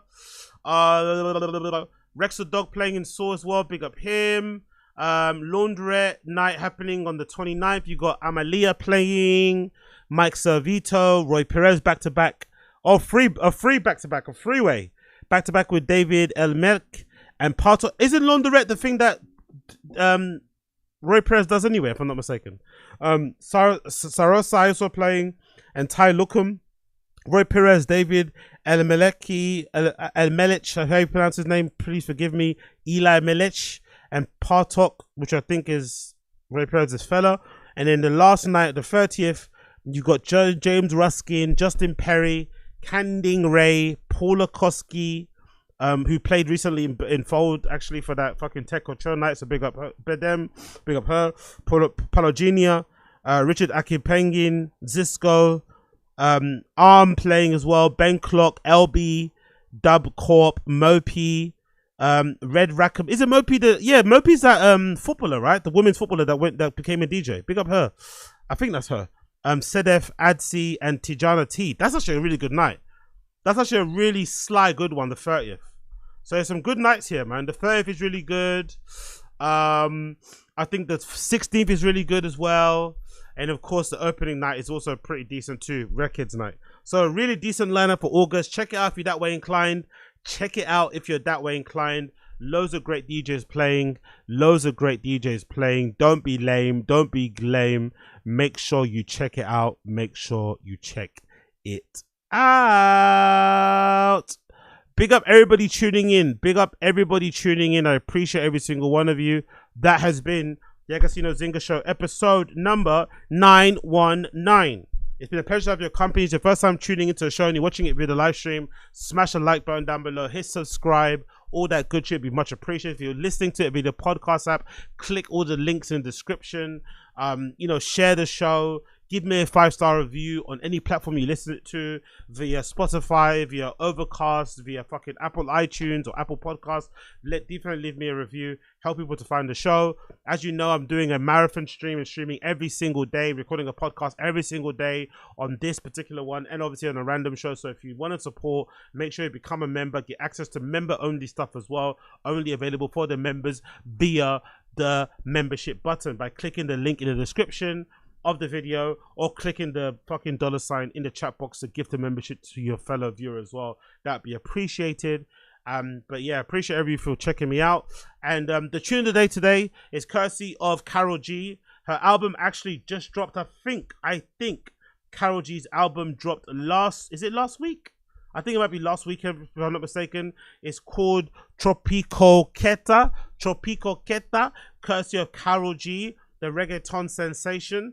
Big up her. Make sure you check her out. The track that I'm going to be playing as my song of the day from this particular album will be Es Hombre Es Malo, because I am a Malo Hombre. So definitely check it out. Composer of KAROL G, Es Hombre Es Malo, signing you out as we play. Thank you for tuning in to the Agostinho Zinga Show episode 919. I'll see you guys again very, very soon. Those of you watching me live, random show starts very, very soon. Thank you for checking me out. Agostinho Zinga Show out. Agostinho Zinga Show out. Peace.